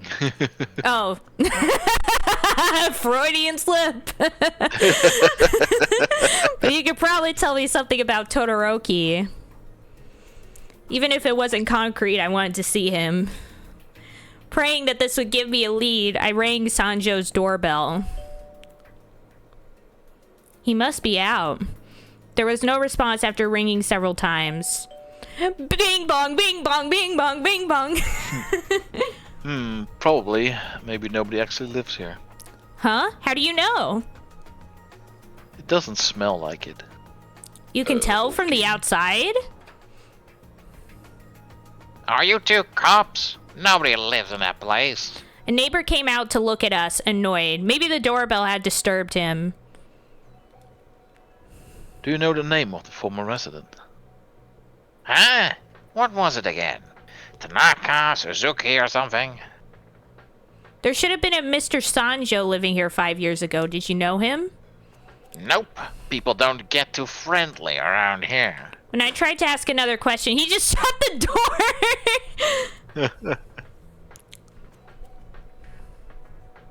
If he moved, then there should be a record of his new residence. Maybe we should go back and look for it. I doubt he would have bothered to let anyone know. Because he might have some involvement with the crimes? It's just a possibility. Besides, it'll take time to go back. Wouldn't it be faster to ask someone to do it for you? Ah, that's right. I feel guilty for doing it, but I guess I can ask Mochida. Let's ask around to see if anybody else here knew him. Okay, let's split up then. Okazaki and I headed in opposite directions to question the neighbors. Unfortunately, I didn't manage to learn anything helpful. There doesn't seem to be anyone here who associated with him. Besides, it was 5 years ago. They've probably forgotten everything by now. Ichika, When I turned back, Okazaki was walking toward me, phone in hand. I found something. Huh? Really? It's a phone. Heh, they work fast. These guys really are nice people, helping us out so much with everything. Huh? I'm just talking to myself. Oh, he probably asked the group. Ah, He probably texted Takeru Sazasuka and was like, "Hey, can you figure out about this?" And he's like, "Okay, I'm on it." Okazaki said something while looking at his phone. I tilted my head curiously. looks like Sanjo is still in Shinjuku. This address, it's near Kabukicho. It was surprising that he managed to track down Sanjo after questioning people briefly.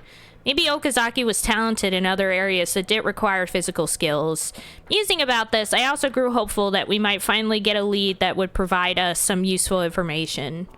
I didn't find anything on my end. If you think that info is credible, then let's go. I think it's here. In the vague Lovely. area Okazaki learned Sanjo was in, we talked to people to narrow down his location. We eventually arrived at an old tenement that was so run down one would assume it was abandoned. According to the information Mochita sent me, Mr. Sanjo is a transient. Refers to people without a fixed address or a resident card. There are actually quite a few cases where a person is deemed transient because their change of residence application was not submitted. That figures. There's a lot of people like that around here. The people we've been talking with have been looking increasingly sketchy. Yeah, the animation budget ran out. Yeah, it gets especially dangerous around here. That reminds me of the whole story behind, what is that series? Oh my gosh, now it's gonna bother me unless I remember.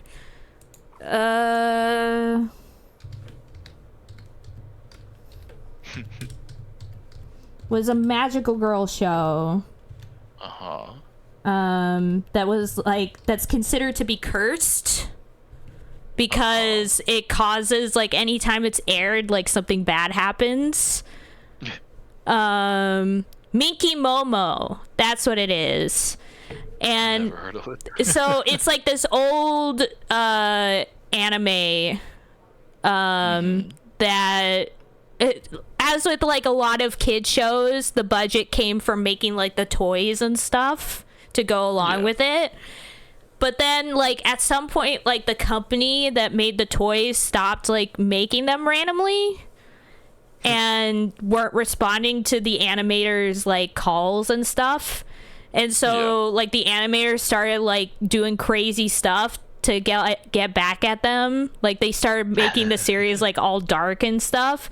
And like the series literally ends with Miki Momo like freaking dying. And now anytime like the game, like the anime gets like re-shown on TV, like bad stuff happens. So it's been called like cursed. That's amazing. But yeah. I need to look that up after this. Yeah, there's a good video on this from a person that I watched, Kenny Lauderdale, who talks about like a lot of these like old shows and stuff. I'm gonna post the link in the stream chat again.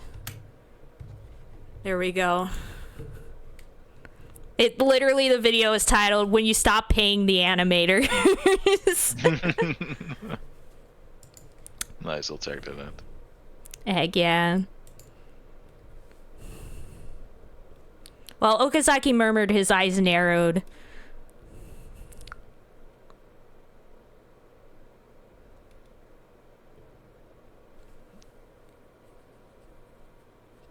Alright.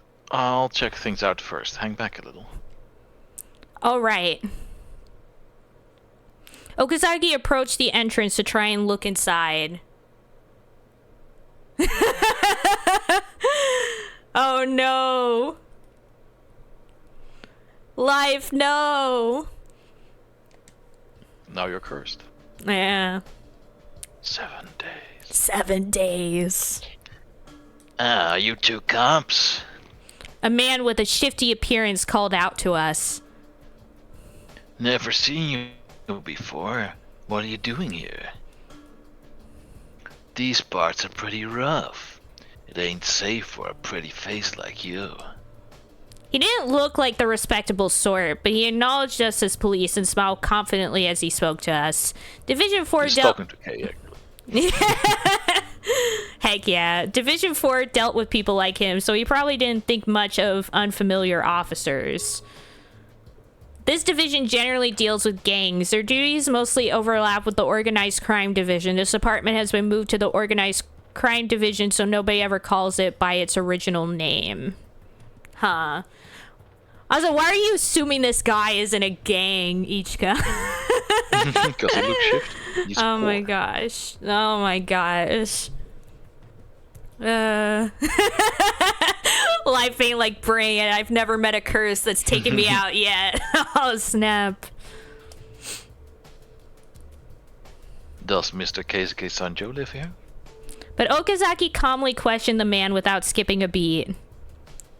Huh? Dunno. That's strange. Our information was solid. Oh, and where'd you hear that from?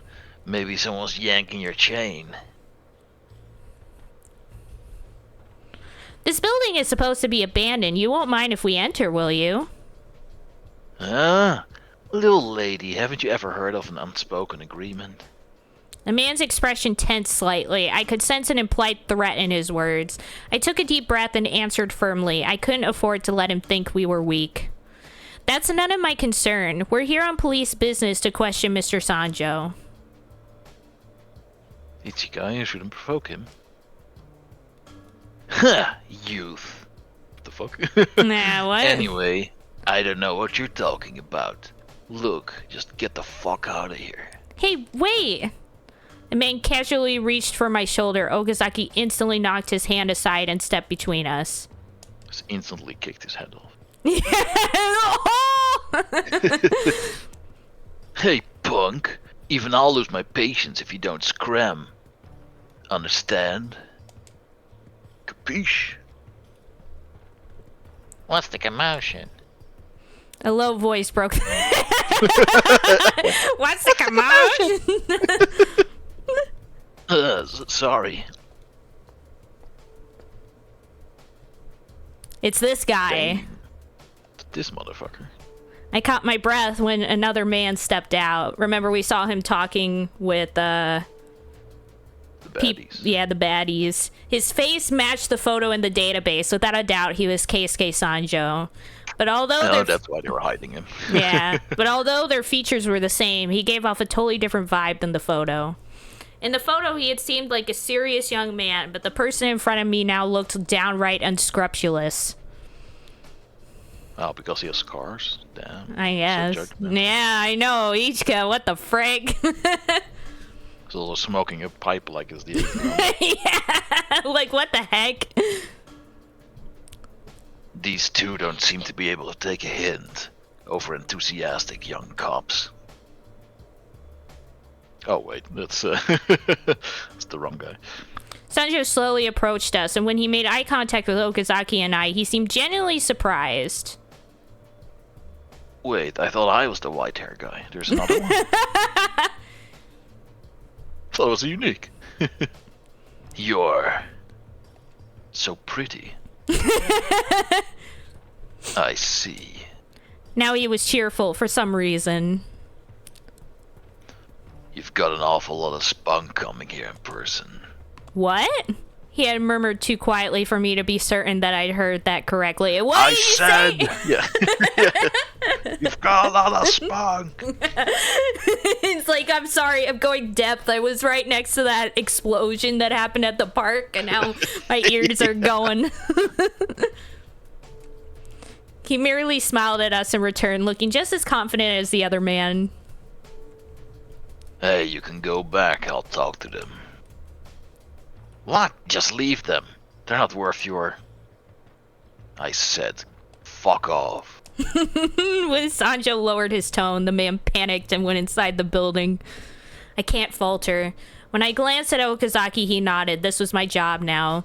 I'm Ichika Hoshino from Shinjuku PD. I'd like to ask you some questions about the X-Day murder in November.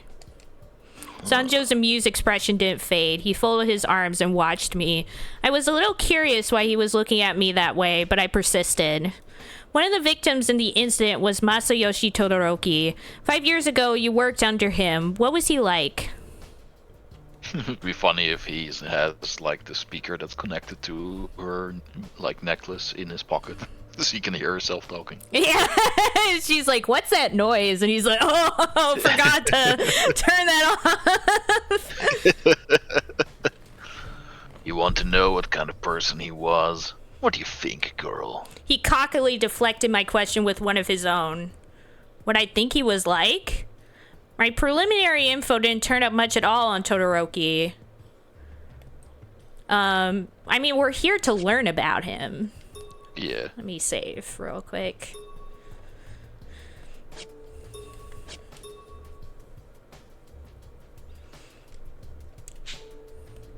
Yeah, I'm here to learn about him.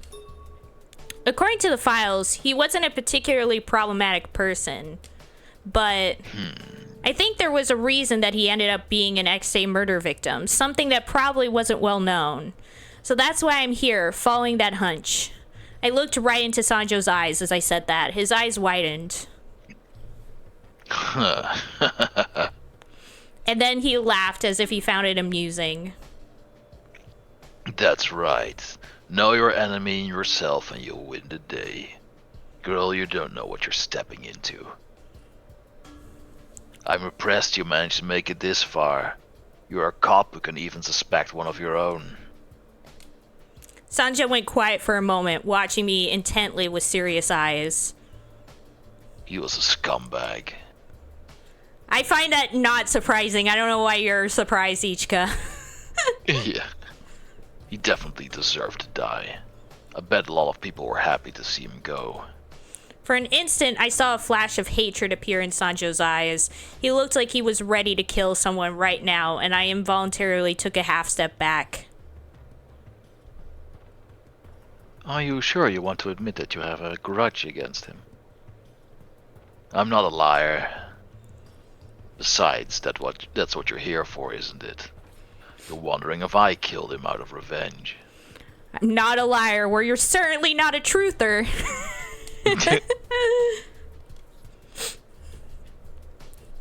You're an ex-cop, so you should know how admitting a motive would connect you to this case. Of course I know. On the other hand, the police are so corrupt that they just create a motive if I didn't have one. Do you resent the police? No, I love them. The fuck you think? Pretty much. Oh, that's all in the past. I used to. The past? What does he mean? I think it's disgusting that the corrupt police act as if they own the place. Animosity towards the police, a motive for the crime, and your housing. Wow! Yeah. So judgmental. Yeah. That's 3 strikes. You're homeless, therefore you're a criminal. Yeah, oh my god. You got me. I could tell that Okazaki was as confused as I was, that Sanjo wasn't bothering to hide that he thought what he thought at all. Sanjo was angry that he was under suspicion, yet he freely acknowledged his grudge. I found that confidence frightening. If you're here, that must mean that you've looked into the other 2. Have you met them yet? He meant Todoroki's other 2 subordinates who had quit at the same time. I tried to speak with them before I came here, but it wasn't possible. Are they dead? No, one is hospitalized and the other moved overseas. It's weird that he wouldn't know this. Yeah. I see.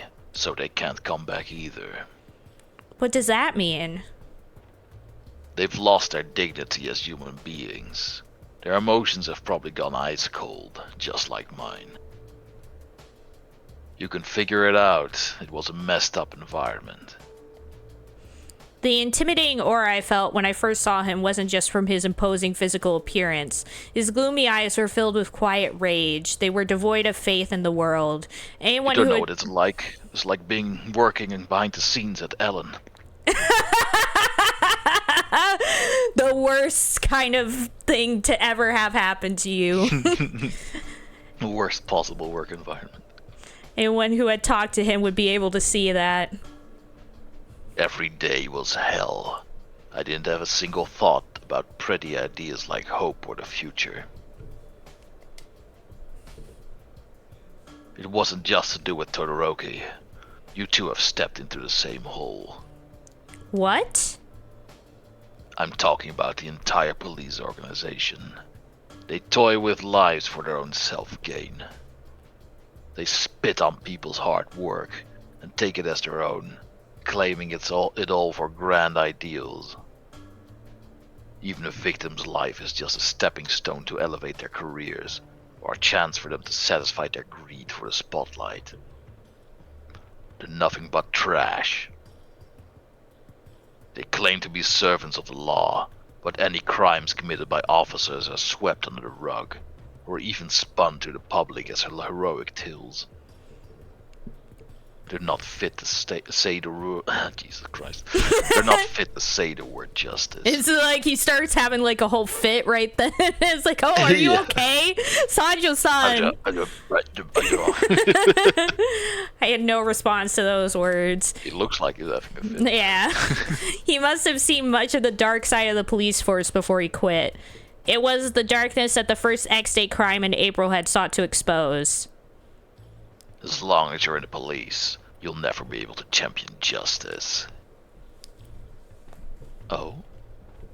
Okazaki suddenly reacted, after having stayed silent this entire time. We just met you. Why would you assume that about us? Why would you? He worked in the police. You're talking about something very, very particular.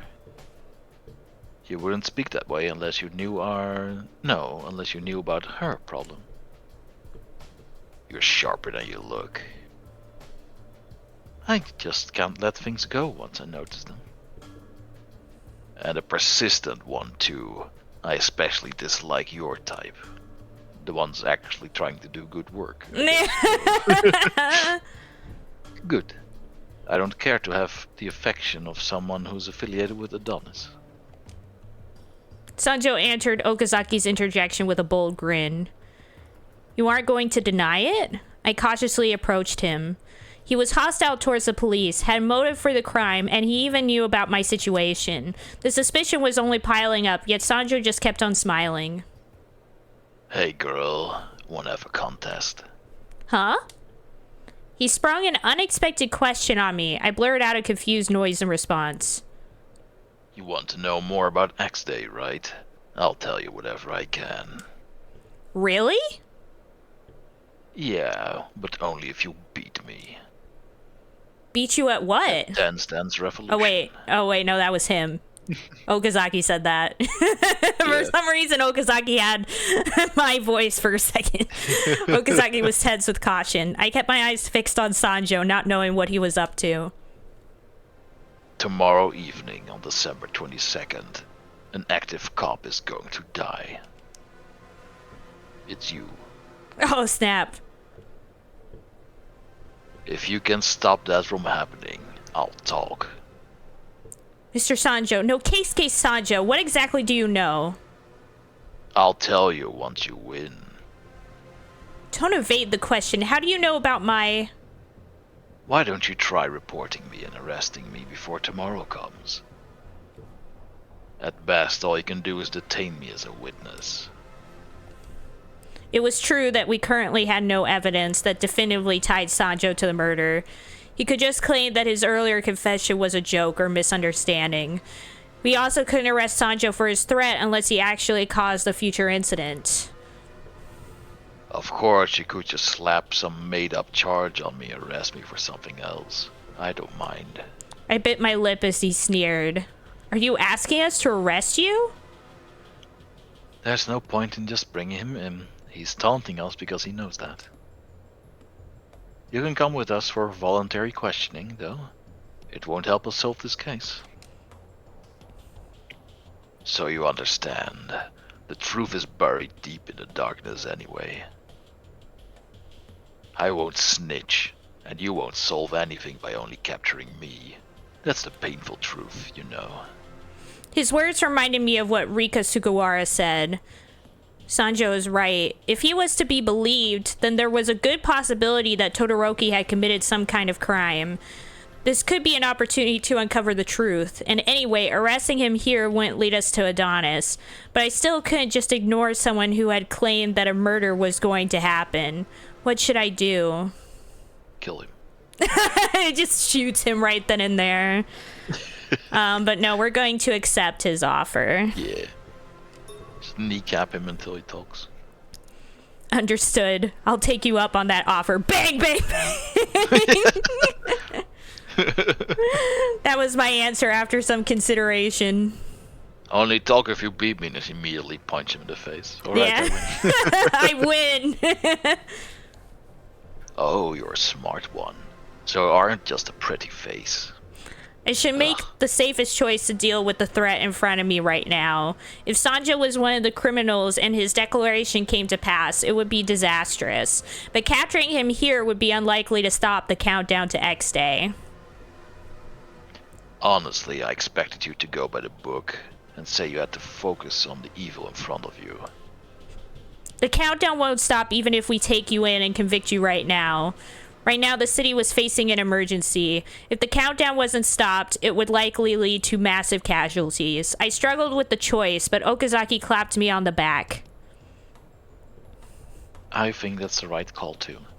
This isn't the time to fixate on the short term. You have to protect this town and the people in it, and their future. Now is no time to be reacting emotionally. Yeah. I nodded firmly. You'll be fine, I'm with you. His words filled me with even more resolve and strength. If Sanjo is related to Adonis, he won't kill people indiscriminately. Adonis carried out carefully planned out attacks that had purposeful motives. I hadn't researched every case, but I didn't think they were targeting unrelated people. We have a deal then. Good luck. Starting in December, Adonis pulled off a string of murders. But was tomorrow night planned in advance, with you as a pawn to be captured? Pretty much. Yeah, I thought so. Your target was selected for you long ago. I said pretty much. You don't listen to people when they talk. And earlier you mentioned a police officer. You didn't think much of us. And you'll be the perpetrator targeting that officer for a specific reason. Looks like I gave you too many hints. So what is your intention of giving us this chance now? He stated the victim would be a police officer. I still didn't understand what he had to gain by presenting me with this challenge. Well, because his revenge has already happened. He already got he his... doesn't really care about the next one, Yeah, and so he's using this he's probably already, as we saw in that one, like, hint cutscene, that he already talked to Zero about using this as an opportunity to test Ichika. Yeah. We'll pick this up again tomorrow night. I'm looking forward to seeing you again. When I'm trying to kill you. Yeah, Sanjo turned and started walking away. I hadn't expected him to answer. Wait, we're not done. Try anything stupid and you might never see me again. With that parting note, Sanjo went back inside the building. Whoopsie. Uh-oh.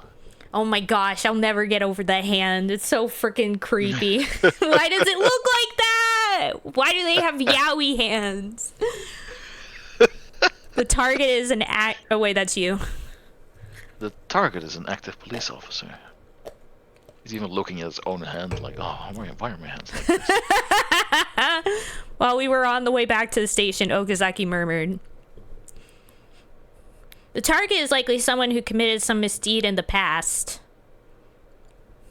Yeah, but why did Sanjo offer us that contest? I was curious about that too. If Sanjo is a member of Adonis, what if he is in some kind of danger? That's probably true, but I think that he knew about both of us. He also knew about your collar. Yes. The person behind the collar had probably heard the entire conversation. What if Sanjo, as one of Adonis's pawns, would be punished for trying to act on his own ahead of schedule? His memories erased, just like Rika Sugawara's.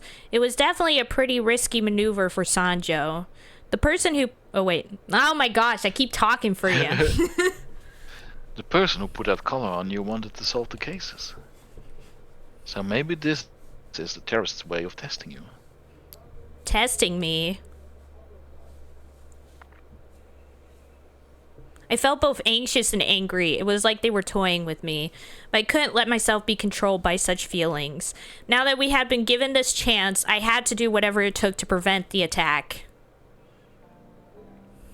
By the way, shouldn't you be getting some rest? Huh? It's already pretty late at night. Don't you want to head home? Oh, I was even doing a curfew on it. Yeah, I think I'd just stay up worrying if I went home. I'll be fine. Okazaki told me to get some rest and that we'd start gathering information tomorrow morning. But I couldn't stay still, so I would continue research when I returned to the station. I should look for any police officers who might have a grudge held against them. I had to look for whatever I could find. The time limit was drawing closer. Thank you for walking me back. I thanked Okazaki as usual once we were in front of the police station. Let's meet up tomorrow morning. Alright. I couldn't do my normal work tomorrow, so I needed to ask Mochito for time off. I'm sorry I can't tell him the whole story. If I made the wrong move and Adonis thought I wasn't cooperating, there'd sure be victims. Will you really be okay? Okazaki still looked worried. Every day he told me not to push myself too hard, but I couldn't obey that advice today. It's okay, I'm tough.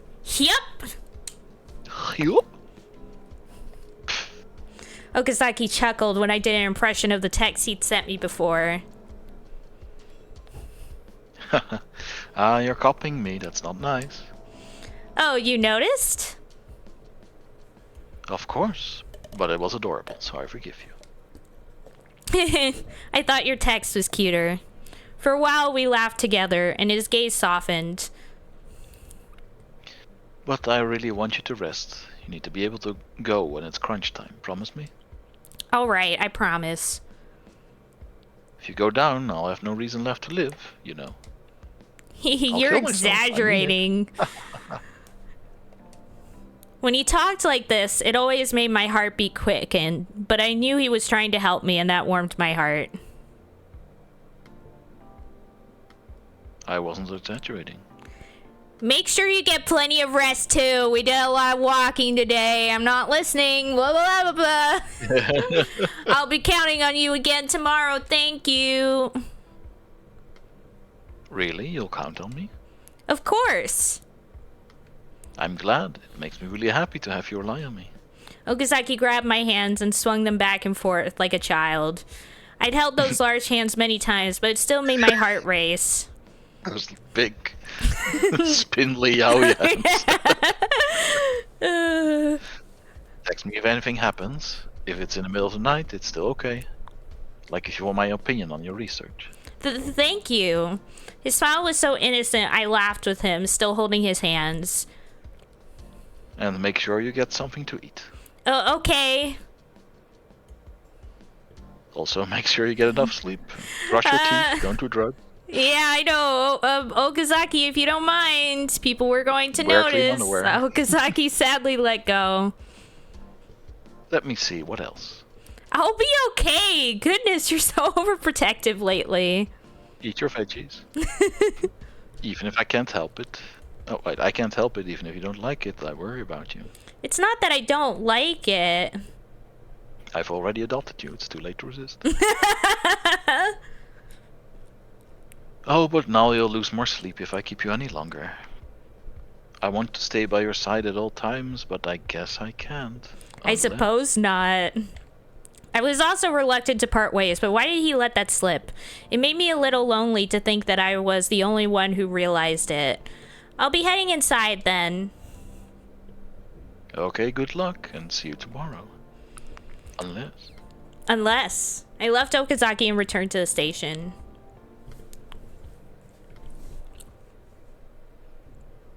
Oh, we're switching perspective. Alright, I should contact them.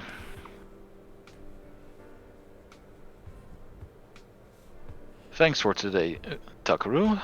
She got here with your help. I appreciate it. I love that. So of course I played through all this, but I forgot like so many parts of it. So the fact that I remember that he asked Sazasuka for this. I mean, I guess it should be obvious that he did. Especially since they're kind of Tomodachi, so Takaru would never admit it. Oh my gosh, I hope you guys don't hear that. Progress. Just heard some creaking, but... Case Kasanjo is with Adonis. That's almost guaranteed. They're doing some gardening outside, so it's making less of noise. Yeah. Oh, it's Yanagi. Oh, it's a whole fucking group chat. I see. Yeah. Do you have any evidence? Don't tell me he confessed. Nope. But he announced the target that would die tomorrow. What? What? He told you that? What? Right there? What? Why? It's just every quite Yeah. ends every sentence with interrogation. Yep. He challenged her and said he'd turn himself in if she stopped the attack. I don't get it. So, place and target? The target's an active police officer. That's the only hint he gave. She's looking for an officer who someone might have a grudge against. Can you lend a hand there? Yeah, that's like a lot. Yeah, that's like all police officers. A real slave driver, aren't you? I'll buy donuts. Don't want them. Nah. Bring at least 10 for me. I don't share. The fuck? Yes, sir. Yeah, Sazasuka has like a big sweet tooth and he loves donuts. He loves donuts. So Donuts. Give me your donuts. anytime you're like, hey, I'll get you some donuts, Sazasuka is like, okay, I'm here for you. I'm doing it for the donuts. Don't take the bait. Those emoji are so annoying. Enough. Okazaki, we've got new intel too. What is it? We've got top secret files on the PM assassination attempt 2 years ago. Nani? Thanks. Can I come pick them up? I'll be there in 5 minutes. Oh, be here in 5 minutes. Yeah.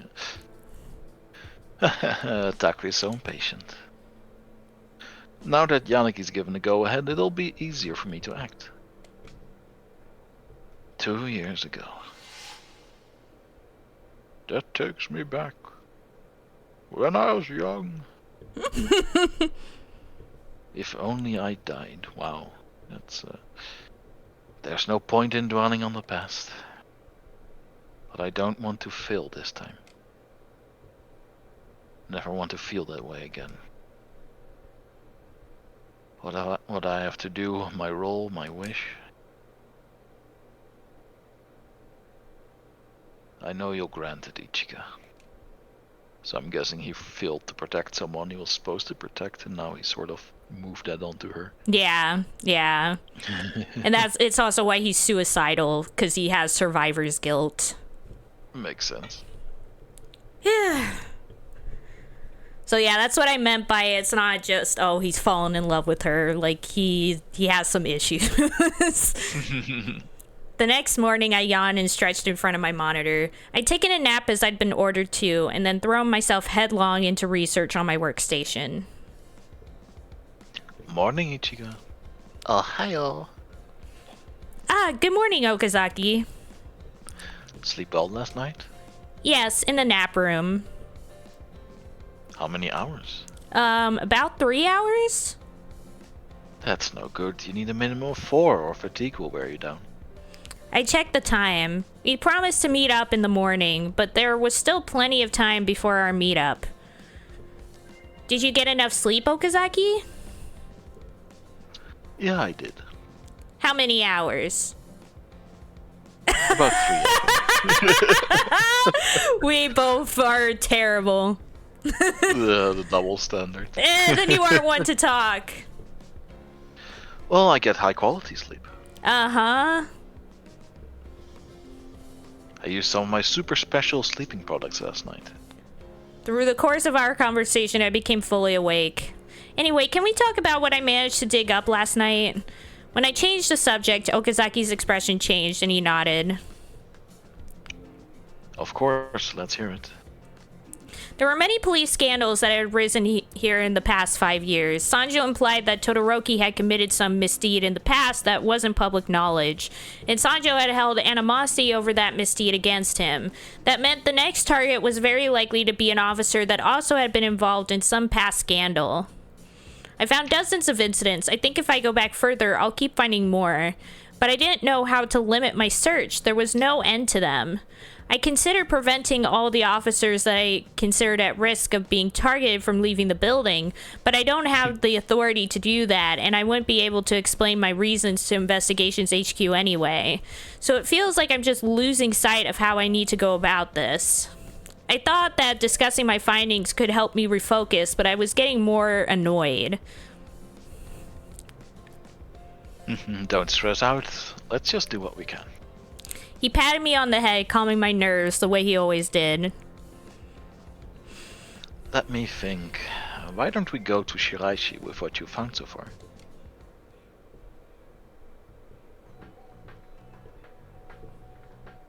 I see. So you're here for my input. When we explained everything to Shirashi, he leaned in curiously, as if an interesting game had caught his attention. Should I dig deeper into the past? There's no end of information and we're running out of time. Among the people tied to the scandals you found, are there anyone you think could be targeted? Huh? Why? Sanjo quit 5 years ago, correct? I doubt he's interested in events before then. Based on what you've told me, it's not like his irritation with the police have mellowed out any since he left. So shouldn't you be looking for scandals that happened after he quit, rather than before? I see, so that makes sense. Shirashi, do you think any of these people would be targets? Wouldn't it be boring if I just told you? No, plus boring isn't really the issue here. But I can only work with the indirect information that you've given me. Tell me your thoughts after you met with Sanjo. Without that, I can't help. Even though you need that information, it's still all tangled up in my head. Then let's sort through those thoughts, one at a time. Okazaki helpfully chimed in. I nodded. Then let's begin with the changing nature of the crimes that's happened in December. What have the December incidents so far had in common? They weren't well planned and were carried out in a way to dispose of Adonis's pawns, right? Oh, you answered quickly. So you do use your brain, I'm surprised. Oh, Wow. thanks. Oh, please don't make so much fun of me. That's right, Shiraishi. Ichigan can perform where it counts. Okazaki, Okay. that's not very encouraging. Oh, sorry. Anyway, you can't tease her without my permission. Doesn't that mean he can't tease me if he does have your permission? It's fine, I won't give it. Okay. You two get along quite well. I realized that Shirashi had a surprised look on his face. I mean, we did kind of just forget about him for a second there. Yeah. Yeah, we do get along really well. He's causing misunderstandings again. I figured you for the city type, Okazaki. Who knows what might happen? Striking a pose. Anyway, let's return to the topic. I look fabulous. Heck yeah, L'Oreal, you're worth it. Yeah, such a fashion pose. Yeah. Fashion. A common thread between the December incidents. There's another one besides those you mentioned. Oh, there is? Oh yeah, I'll give you a hint. Today they're going to announce that Rika Sugawara will be formally charged for the arson murder. Sugawara was tied to the Stalker murder in July, and she committed the December arson. I just realized you can see his ear through his hair. Yep. So that's a common thread.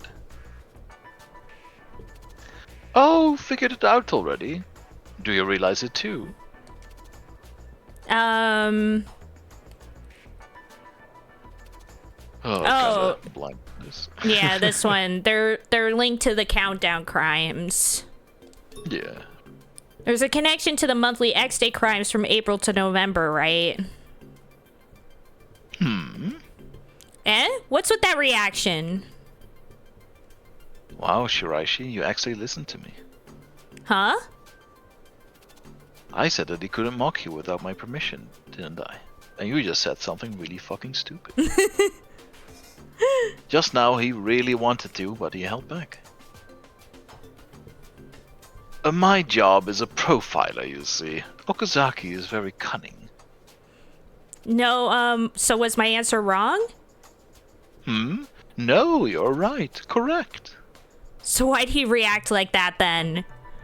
Don't tell me he thought that I definitely wouldn't be able to understand, or that he was impressed that I was able to figure it out with my tiny brain. It's obviously that. Oh, dainty little woman brain. Shiraishi is quite contrarian.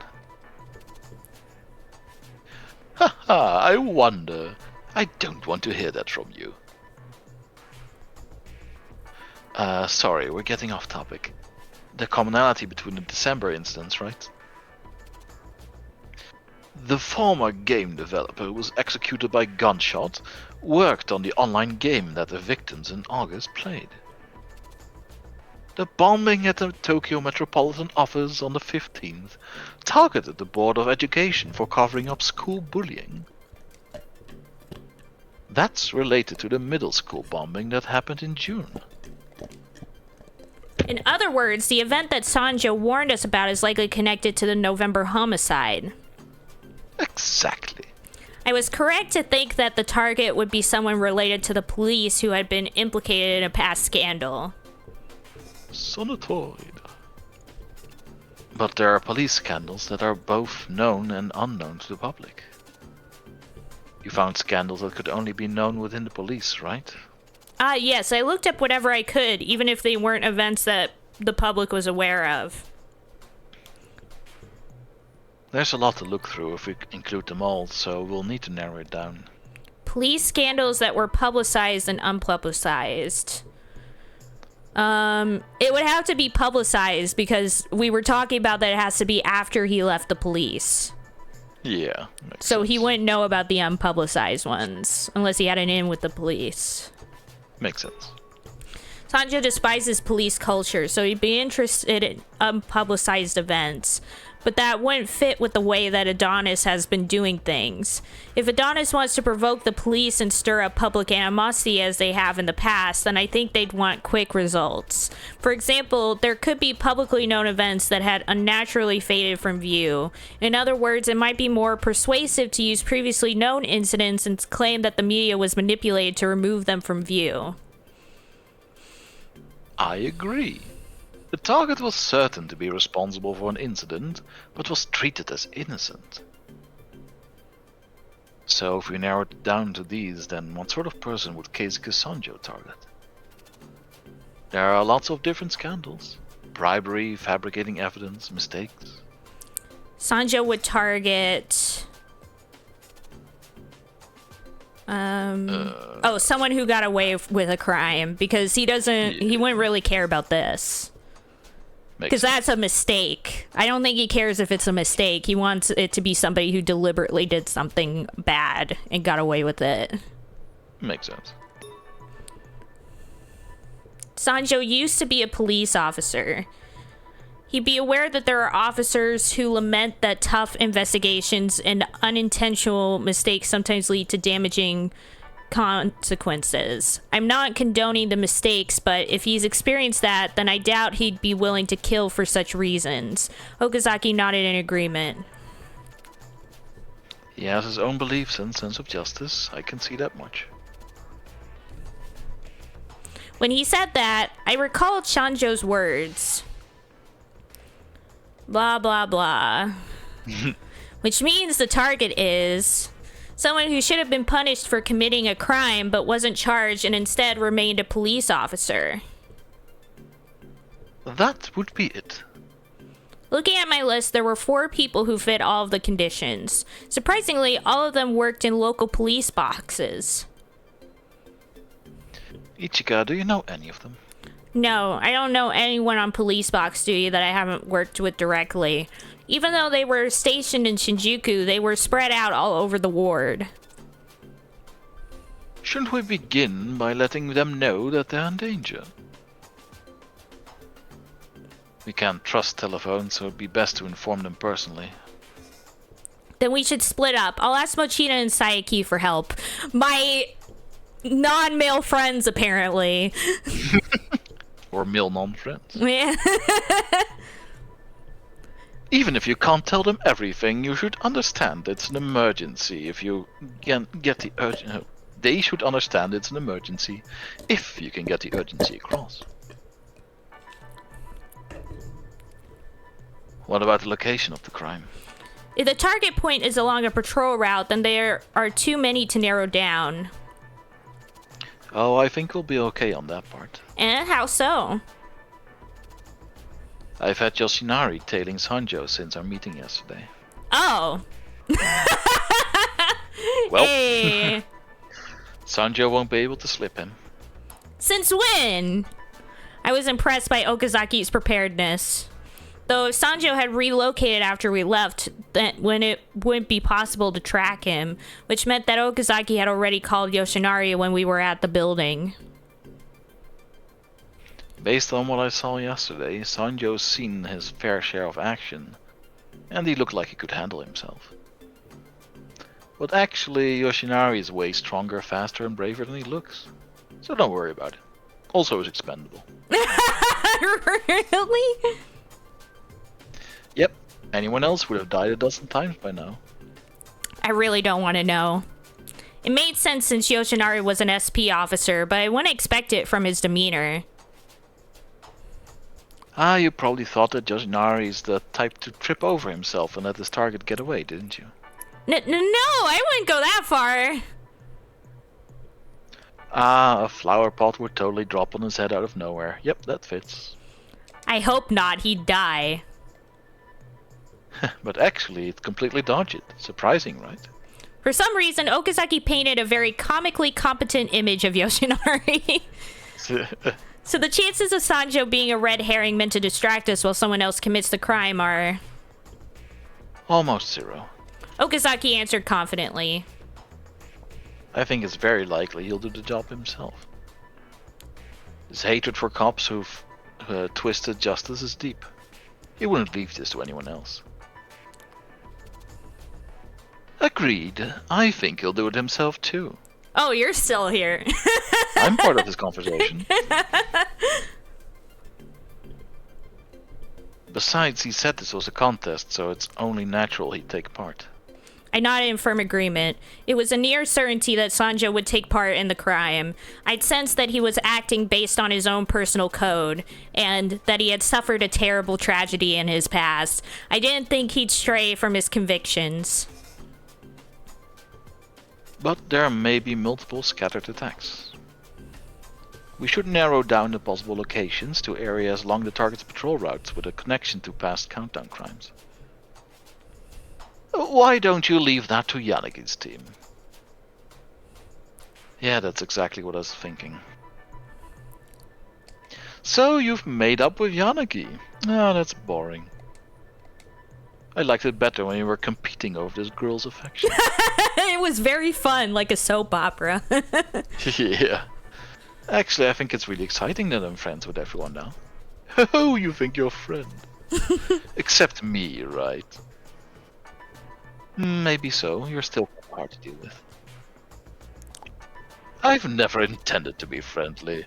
I really have no concept of what you mean when you say friends. Haha, I'm a high-functioning sociopath. Yep. Ah, that's too bad, sorry. So appreciative I think I might cry. There's no need to apologize. These two have the weirdest dynamic. Yeah. The two-faced people here, giving their little smiles like freaks. They were Well, smiling. if you want to apologize, just promise that I can dissect you when you die.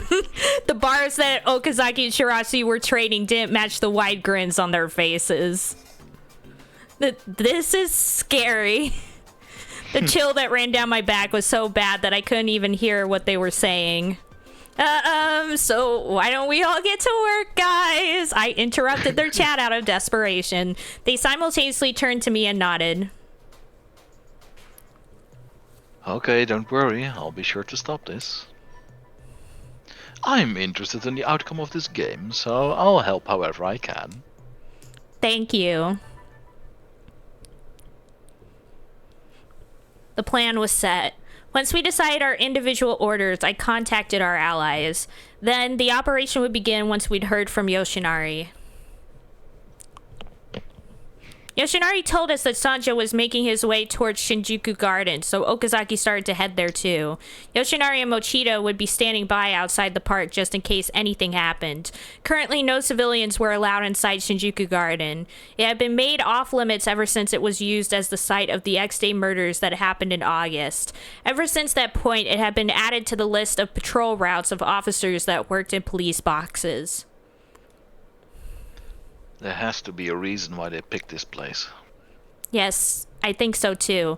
This was the center of the August incident, and one night it had been the place where I was collared. Normally I wouldn't think that they'd choose this as a crime scene. It's easy to discover. But Shiraishi said that the criminal's behavior suggested they come here. If Sanjo picks this place, maybe he just wants to see everything burn. He came here specifically because he knew that the police would know? Part of our theatrical performance is choosing a stage that has symbolism, I guess. I think it's proof that he's serious about not running. We talked, waiting for the appointed time. There were only a few minutes left until the target officer was set to arrive. Well, well, well. Nice work. When Sanjo showed up with an uncannily casual attitude, Okazaki moved in front to protect me from anything. You're here, which means you must have narrowed the targets down. Not bad. You gave us a lot of hints. Your target was supposed to pass through here, wasn't he? Yeah, that's right. He's the lowest of the low. Kakeru Shiomi, 25 years old. Formerly on police box duty in another jurisdiction and suspected of sexual assault. Actually, I think I'll just let you kill him. Yeah, we'll wait a second. You can kill him first and then we'll stop you. Yeah, we'll just say, oh, we're just too late. Oh no. He's like, you guys aren't bad in my book. He was supposedly a repeat offender. Numerous criminal complaints were filed, but he was never formally charged for any of them. Well, they were fired. They were thrown in the flames so that he wouldn't be charged. Yeah. Is that right? Yep. He's the kid of some bigwig, so everything he did was all covered up. They just transferred him instead. The transfer to Tokyo is more like a promotion. A reward for his distinguished service. Normally, you'd be convicted or fired. Actually, he might have even been targeted by a revenge hit. Instead, he wasn't discouraged. He just accused his victims of making false charges against him. A bastard like him deserves judgment. True, actually. Yep, based. Based. This man is based. Sanjo's temper was calm, but I could hear the contempt in his words. I vote we let him do it. Yeah, me too. If I was in this situation, I'd be like, well, how about this? Like, we let you do this one, and we'll just do it after, okay? Let's make a pact. I stood my ground and watched him, refusing to let myself be intimidated. You had other candidates for judgment as well, but you decided to target the officer who patrols this area. Oh, so you figured it out too. You're a sharp kid. Or maybe one of your profilers psychoanalyzed me. Both. Why did you pick this place? For its connection to the August homicides? What about the connection to you?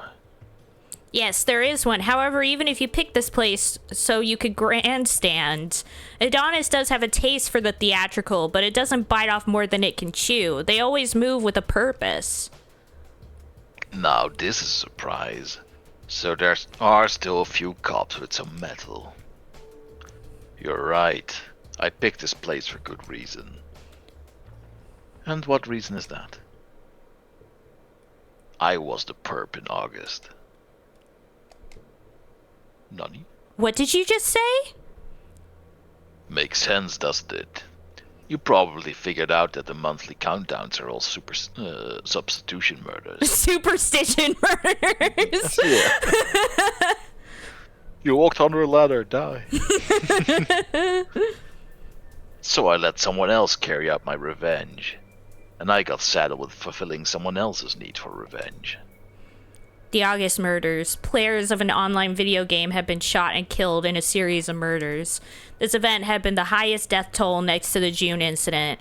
The shooting spanned several days, producing numerous victims, but the killer was never caught. Public trust in the police took a nosedive. This incident led to the repeal of the swords and firearms control law in Shinjuku. It was all you? You shot them all in the head. Yep. That's right. I did it. That is right, I did it. Even if this was revenge for someone, how could you kill so many people you had no issue with? Girl, you just don't understand. You seem to have gotten the wrong idea about me. Did you empathize with me, thinking that I work off some kind of personal code? Well, Adonis does follow its own idea of justice, so maybe that's true, but... Murder is murder, no matter how grand or noble the reason. There are no excuses for what I've done, and what I'm about to do. I mean, I would say I don't agree with this sentiment. I think there are times where you could argue that a murder is justified, but that's just my opinion. Yeah, I mean, it's gonna be like very niche cases, but especially in a case where like the justice system is very clearly failing. Then, Yeah. You know, what other recourse do you have at that point? Yeah, like there's so many stories both in fiction and in real life where people literally have their backs to the wall. They've tried going to the police, they've tried doing other things, and nothing works. And it's like, what do you expect people to do? Just deal with it? No. Yeah. Sanjo's matter-of-fact words sounded like they were coming from a police officer. But he wasn't one. That meant... I won't deny that I'm a murderer. Unlike Adonis, I won't try to justify it. Shiraishi was right. To both the police and Adonis, I'd say you're indifferent about the entire world. Yeah. I think you feel the same way. Nani? What does he mean? It's obvious. Once you lose all trust in the world, your hair turns white. Yep. Oh, snap. In August, I killed 15 people. Holy shit. That's a lot. Yeah. The weight of those 15 dead is far heavier than the wounds I suffered in the past. I don't expect to be forgiven of what I've done. If you know that, then why? But who decides the weight of a life? When one is punished for a heinous crime and money changes hands, does it satisfy the bereaved? No. By law, I certainly deserve the death penalty, but I'm not afraid of death. In fact, death will be a victory. What? Are you serious? Sanjo's flippantness made me quiver with rage. I started to take an unconscious step towards him when Okazaki blocked me with an arm. Sanjo, you suffered in the past, so you wanted to get revenge. I know your pain. I know the inconsolable suffering of being in the police. Can you truly say you've won by making the friends and family of the people you've killed taste that same unfairness? That's why I did it. It's unfair, isn't it? It's the law of the world. I can't forgive it. I've lost faith in the world. That can't be. Cyberbullying drove the August killings. People violate the human dignity of others because they're anonymous behind the screen. Are the internet addicts really in the wrong? Jesus Christ. But the internet is some imaginary world. Actions there still have real world consequences. Again, based. Yep. It's true. Trolls forget that and harass celebs out of envy. They spread lies about people they don't like. They do whatever they want. It's like moments like this that made me go like, this is why this is one of my favorite Otome games, because like the game is actually going into some pretty legit stuff right now that I was not expecting when I first played this. I was like, dang, I'm getting some real facts out of an Otome game. There's no controlling what goes on in the vast internet.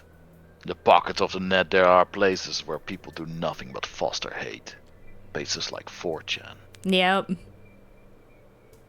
It's all just meaningless fun to them.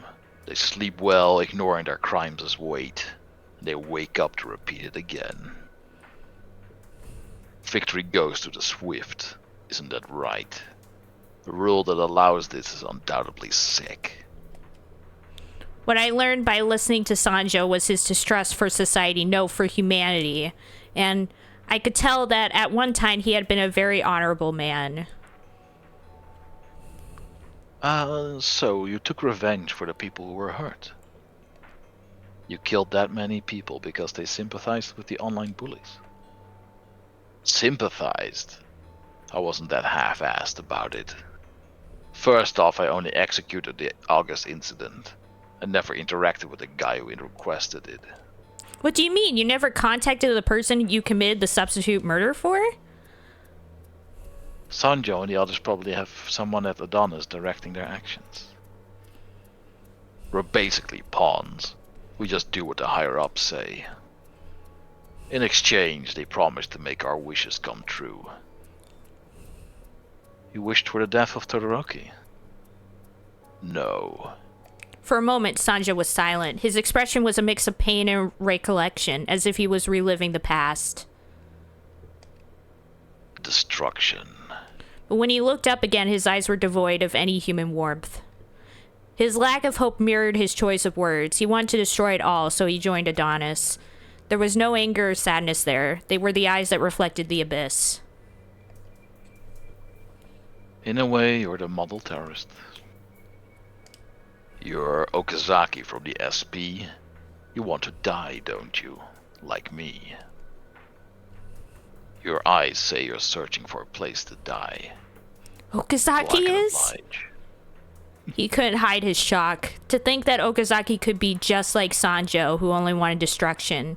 There was no reason to believe that. How did you know my name? I looked you up. I'm sure you did likewise. So you were listening through the collar. No, maybe you're taking orders from the person who's in control of the collar. Maybe. Sanjo smiled boldly. From what Okazaki had said, I wondered if Sanjo was the person behind the collar, but that probably wasn't the case. The person behind the collar wasn't the type to risk being exposed, which meant that Sanjo had been told about information that the collar had picked up. I understand what you're trying to say and that you aren't afraid of capture or death. As a police officer, I have to arrest you, but there's something I want you to tell me. What? I won your contest, right? I stopped tonight's murder, so I'd like you to keep your end of the bargain. Stopped? You think you can stop me? Just turns around, shoots the guy. Yeah. After all this, you still don't get it. Nothing I can tell you will be of any value. You'd just be disgusted if I told you everything Todoroki's done. And even if you publicize it, it's not like he could be punished. Still, I need to know. As a police officer, I can't ignore this. There's a blight within the police, and there are people who have been hurt by it. That's all the more reason not to bury it. I doubt a beat cop like you is going to affect any sort of change. I know that. This is just for my own satisfaction. I still want to hear it from you. Girl, you won't enjoy it. I also don't want to anger the boss. Though yeah, he might actually want you to hear this as a way of testing you. I thought I heard Sanjo whispering something when he quietly moved his arm. Nani? Oh shit. Sanjo drew a gun from his holster. Oh snap! An instant later, Okazaki had also drawn his pistol. He then methodically adjusted his position to completely shield me from Sanjo's view with his own body. Okazaki! It's okay, don't worry. I want to die anyway. Oh no! Nice reflexes. I'd be sorry to kill you. I wouldn't mind having a shootout here, but thanks to you two, things have gotten fun. Before I could process what he was saying... Okazaki! Phew. I heard a gunshot and I dove to the ground. It was a warning shot. He wasn't aiming for us. Sorry, I didn't think... Sorry. Oh wait, there we go. Sorry, I didn't think he would deliberately miss, and I was slow to pursue him. He got away. What? How? Yeah, what He the had a gun on frick? him. Nani the fuck? The hell is happening? Peering out from behind Okazaki, I saw that Sanjo had disappeared. He was shooting smoke rounds and disappeared. Please don't apologize, let's follow him. You should stand by outside. We don't know what Sanjo will do next. No, I still have questions for him. I know I'll slow you down, and I'm sorry, but I can shoot if I need to. Please take me with you. But Although the entrance to the park was sealed off, it was still possible to lose Sanjo's trail in here. I gulped and looked at Okazaki. Please, I trust you to protect me. from bullets, okay. Yeah. Guess I have no choice when you put it that way. Whatever you do, don't run out from behind me. Also, don't draw your weapon. Eh? Sanjo's a skilled shooter is more likely to target you if you're armed. But that means you... Consider the situation. You can't be wounded now. Alright. I nodded in agreement, and we headed off in the direction that Sanjo had fled.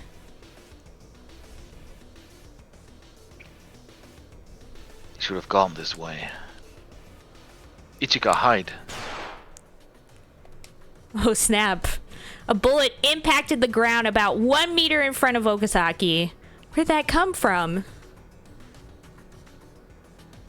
The shadow of that tree. It's okay, I know his position, so he won't just be picked off.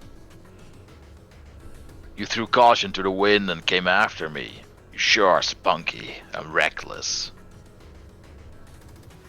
That's the great thing about her. And I'll protect her so she doesn't have to fear.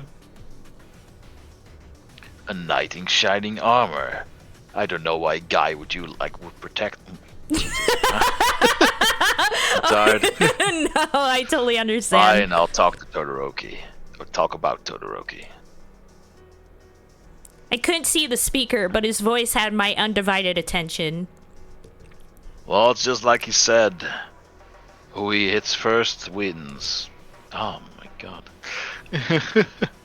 He destroyed officers' lives for his own political gain.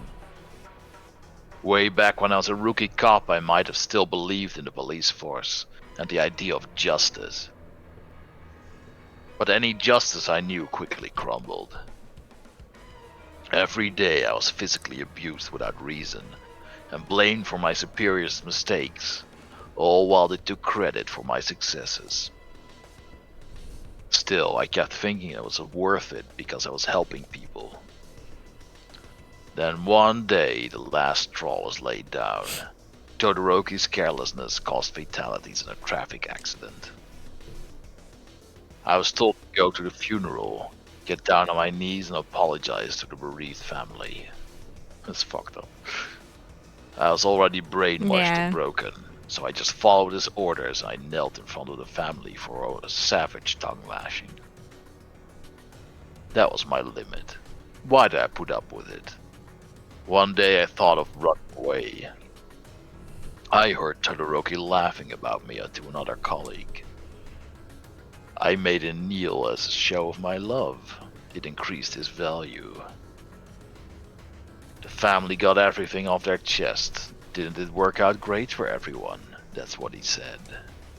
I felt a chill run down my spine as Sanjo told the disturbing tale with utter indifference. I wasn't angry. Back then, I felt true fear. Todoroki wasn't the only one laughing.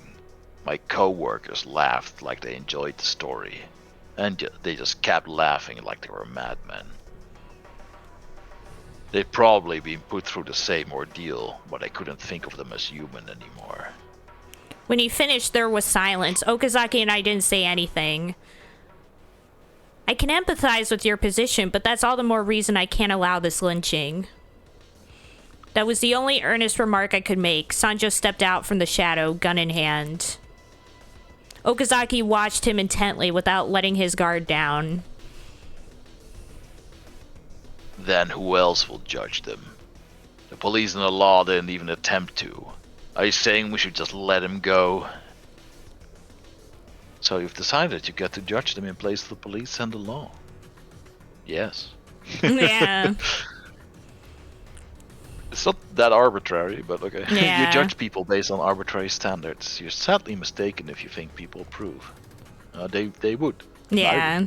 Yeah, I would. I think this is an example of sometimes taking justice into your own hands is the right answer. It'll just lead to anarchy. The world needs the police. But at the same time, I do understand this thought process as well, because then it's like, where do you draw the line? Because we all have different lines in the sand. Like, we all have... this is a case where the police failed, but if everyone starts to just, do whatever they think is right without even giving the system a chance, then... Yeah, then that's a problem. Yeah. So I understand both sides of the story, basically. If you see how quick people are to just destroy people online without any evidence whatsoever, it's don't really want those people to have power to actually kill people. Yeah, exactly. And in the end, I've said before, but justice is actually a very subjective and personal thing. Mm-hmm. We all have different lines in the sand, different areas that we consider reprehensible. And different crimes to each of us deserve different punishments, and also depending on the situation that can also change as well. And so when you put in all those factors, each and every one of us basically has different opinions on how different things should be dealt with, and if everybody got to decide that it would indeed be anarchy. Yes. It's true the police have scandals and corruption. The law has filled a lot of innocent citizens. But the larger the scale of an organization, the harder it is for it to stay completely clean. You used to be an officer, so you understand how much your protection helped, don't you? If the police were no longer exist, then all the suffering, damage and sorrow in Japan would dramatically increase. Thanks for the pretty words. But I don't care about any of that. Whether people cry or suffer after this is none of my concern. I got my revenge. I'm just going to enjoy whatever comes next. And if the rotten police happen to collapse, that'd just be icing on the cake. If they happen to, isn't that the same pleasure to you that your superiors enjoyed? You do understand, I think. That won't satisfy anybody. What you're doing has no purpose. Oh, I mean, it's the purpose of, getting a rapist out of this world. Yeah, that's a pretty good purpose. I can't deny that. Sanjo glared at Okazaki with narrowed eyes. He raised his chin, but he didn't move. I've said this before, didn't I? I already know it's pointless. So you do. There's no convincing you then. Also, I think this is where the moment's about to happen, and I'm very excited for it. Okazaki, you have an awful lot of faith in the police. If you think the police must make small sacrifices for the greater good of the organization, then in the end, aren't they just like us terrorists? The goal of Adonis is rebirth. They'll purge all the criminals from this corrupt country. They feel it's a necessary cost to create lasting peace. Means that Adonis will be the ones to keep that peace, not the police. Not just become the new police, but okay. Yeah, basically. Looks like we're on parallel paths then. So it does. They continued to glare at each other. Sanjo was the first to break the tension. That fulfills my end of the bargain. You don't need me anymore. Are you going to capture me or let me go? Just do what you want. Who was the perpetrator of the November incident? Someone who was a skilled hacker to control the traffic lights. I'll repeat myself again, but there's really no point in capturing us pawns. Yes, there is. Even if you're just a pawn, arresting you can reduce the number of casualties. With that, I bravely took a step forward. Ichika. Okazaki warned me, but I shook my head to indicate that I'd be fine. So, Keisuke Sanjo, I'm placing you under arrest for committing the August murders. It's like she says, I can't imagine letting you go will help lead us to your organization. Still, I also think there's something off about your claims that you're just a pawn. What? The perpetrators of each incident up till November didn't know each other. They all acted to carry out someone else's revenge on Adonis' orders.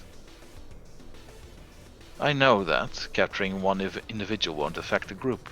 It's obvious that you want to leave no tracks. It would also prevent the pawns from overlapping. Regardless of whether you began as terrorists, if you were vengeful civilians who were being used, Adonis wouldn't want you knowing each other. You probably don't know other's members' faces or names. So working from that, the monthly pawns wouldn't know who she is. Take Rika Sugawara for example. She was totally shocked when she saw the collar, but she'd obviously never seen Ichika before. Plus, the person behind the collar asked her to investigate the X-Day crimes. If the perpetrators knew about her in advance, they'd be too wary of her to investigate it. But Sanjo, none of that matches your actions. You know who she is and what the collar heard. You're not like the other pawns, are you? No, you must be one of the leaders. Or you happen to know an Adonis leader. Good grief. Yara yara does it. Sanjo sighed as if he were admitting to Okazaki's deductions. I must say, Okazaki's deductions surprised me. It certainly made a lot of sense. I knew you were the type I'd have trouble with. Opposites repel, I suppose. Anyway, because we're the same, I spit on your justice. As Sanjo spat out those words of contempt. None. Okazaki? Well, It all happened so fast. Okazaki suddenly lunged in front of me. Oh. Then there was a gunshot. His breasts were ragged. Are you alright? You're bleeding. No, I just got shot. I'm not alright. I'm fine, so don't move. Figures.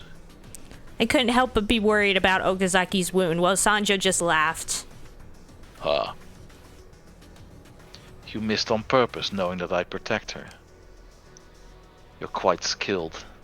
Did you avoid hitting a vital organ on purpose? You've been shielding her, so when she stepped out, that gave me the opening I needed. With your skills, you could have shot me, but you prioritized her protection.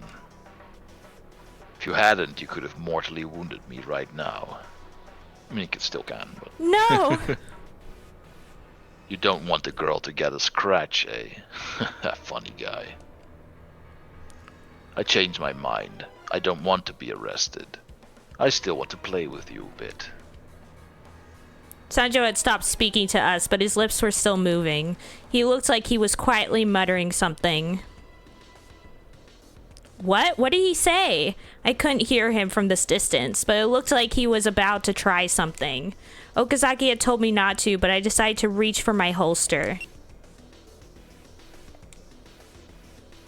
I heard an electronic sound from over in Sanjo's direction. Suddenly, the ground just exploded between all of us. Ichika. I was buffeted by the deafening sound and wind. Okazaki pulled me back and hugged me to shield me from the blast. I could hear a pained voice from above my head. Oh, so I guess it is later. We still haven't gotten to the point yet. My cheeks felt warm air. I felt a swell of emotion. Okazaki! Okazaki had used his body to block a piece of shrapnel that had been kicked up by the explosion. Oh, he's not looking so great. I'm fine. Are you hurt? Oh, Okazaki, I should be asking you that question. Also, hi, Owen. I love you. Welcome to the stream. Hello. How's it going? No, not a scratch, but Okazaki, you... In a panic, I examined him. His shirt was torn to shreds, and there were terrible burns and wounds all over his body. This is terrible. We hadn't even tried to stop... HP left. It's okay. We hadn't even tried to stop the bleeding from the earlier gunshot wound. I'm sorry, this is my fault. It's because I didn't listen and stepped out. This is nothing. Just a Look, flesh I wound. can move my fingers. I can protect you. I'm glad you didn't get hurt.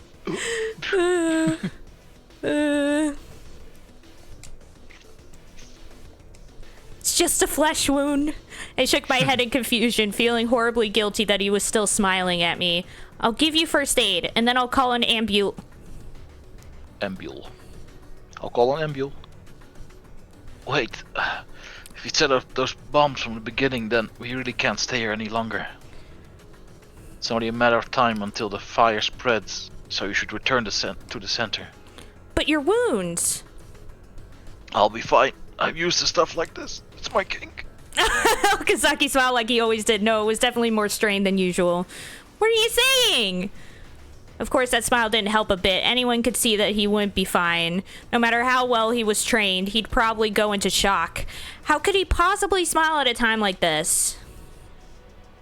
You might be attacked somewhere else. Tell Mochi that. Tell him that I love him. Tell him not to let anyone in. I will. I hurriedly called Mochita, but instead of me talking, I got an earful from him instead. Was that an explosion? I can see smoke. We were attacked with a bomb. Please don't let anyone else inside the park. What? Got it. Mochita is he's a trooper. Yeah. I lost sight of Sanjo. Should we chase him or head back to the entrance?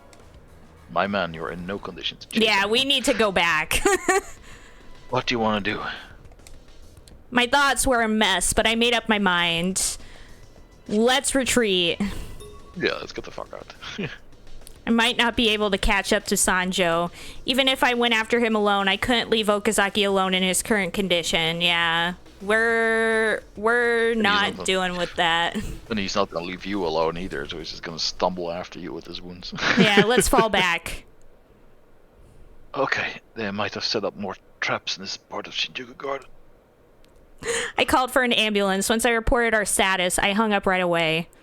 Let's tend to those wounds first. You're losing too much blood.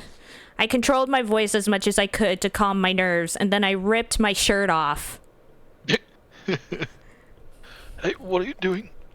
Like I said, first aid. This is all I have available. Save it for the wedding night. I was a little embarrassed to be in my underwear, but propriety wasn't really an issue right now. Okazaki, on the other hand, seemed to be unusually shocked. He must have lost too much blood. Oh, now he's bleeding from his nose, too. Is it too tight? Just tough it out. Tighter, please. I'm almost there. I feel bad I'm getting first aid from you. Contrary to his words, Okazaki looked quite happy. It didn't sit right with me, so I felt I had to say something about it while I was treating him. Why are you so happy about this? Huh? This wound obviously hurts, and this was all my fault, so why? Because I managed to protect you properly. I'm grateful I got injured in that way. The wrongness of the situation now far outweighed any gratitude or guilt I was feeling. Why do you have to go to such extremes? You could have gotten yourself killed trying to protect me back there, you know. That's the point. Maybe. You don't need to worry about that. That's my wish. What? She still hasn't gotten it. Yeah. Once I finished tying my shirt into a makeshift bandage, I let go and watched Okazaki. Thanks. This is good enough. We should hurry up and retreat. What did you mean? It's no time to talk, but more importantly... Huh? Oh, right. I only tore part of it. I can still wear it. My mind's still full of doubts. I put my shirt back on and buttoned it up. Anyway, we have to get out of here. He needs treatment soon. I stood up and then turned and offered my hand to Okazaki. Okazaki, can you walk? I'll lend you my shoulders, so grab hold. I'm okay, actually. Okazaki sighed. Hey, how about this? Eh? He suddenly took hold of my shoulder and threw an arm around me. Up we go. What? Suddenly, I was swept up off my feet. Yeah.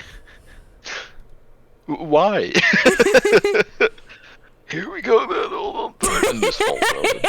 He dies! Okazaki! I shouted his name in surprise, but he'd already started running with me in his arms. I was Adrenaline's a health drug. Yeah, I was buffeted by the wind of another nearby blast. So they're over there too. We should hurry. Well, Okazaki put me down! Oh my gosh, this is one of my favorite CGs actually, though.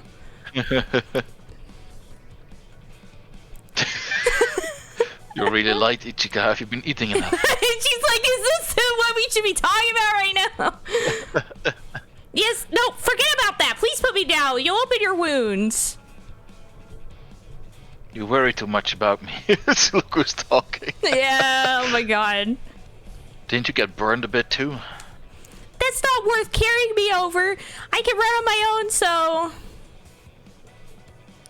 This way is faster. Besides, there's more of them than I thought. More of what? Ah! See, it's dangerous to squirm too much. You might open up my wounds again. What a devious bastard. After he said that, I couldn't offer any more resistance. I desperately clung tightly to Okazaki as he carried me. So fast! Okazaki ran through the smoke at an incredible pace, despite being wounded and carrying someone else. Maybe this way is actually faster, but his wounds... Okazaki's body felt hot, and he probably had been burned. His clothes were in tatters. My chest tightened when I realized this. No, it's dangerous here too. Okay, let's try that way. Somehow Okazaki knew that there were more bombs in that area, so he decided to change directions and avoid that path. How did you know? What the fuck is happening? Stealth experience. Experience, but how can that be instinctual? It's going to be okay. I won't let them hurt you again. Okazaki. But for that, I need you to hold on tight. I absolutely don't want to let you get hurt. Okay.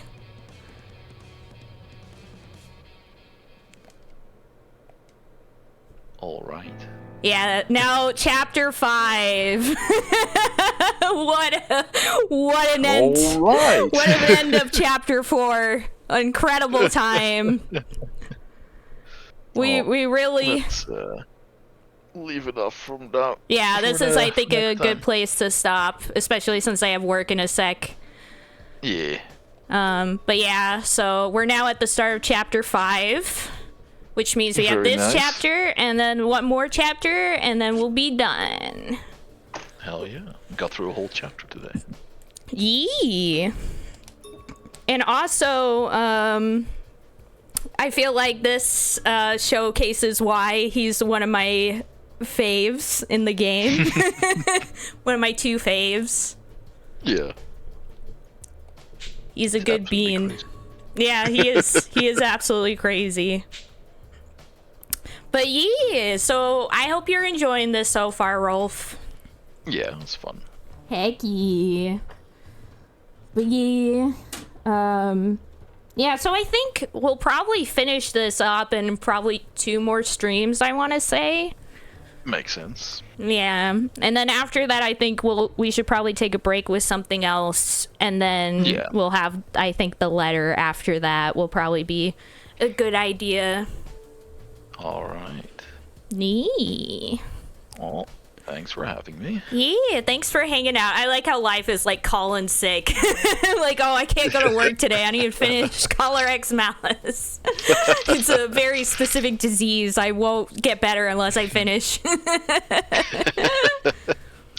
Oh, I've got to head off too. Yeah.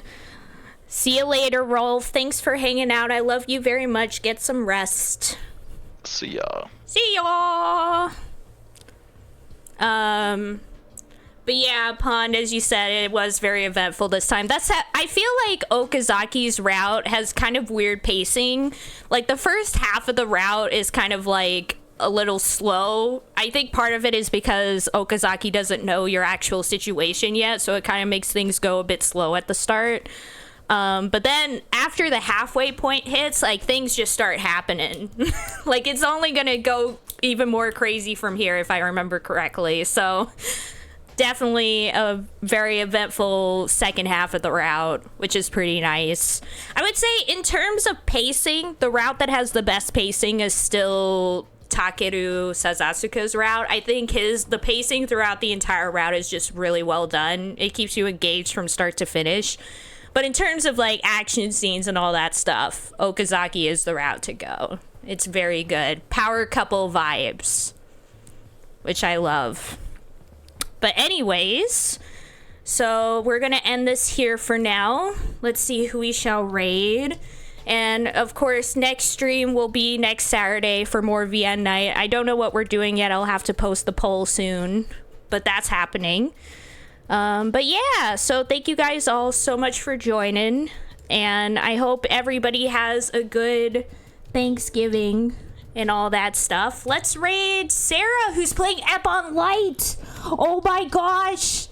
Sarah's playing Ebon Light. One of my favorite Ultimate visual novels that Rolf and I actually played in the past. Let's go. Let's go. Ebon Light time. Let's freaking go. Anyways, I love you all very much. Have a good rest of your day or night or wherever it is for y'all. And I'll see you guys next time. Bye-bye.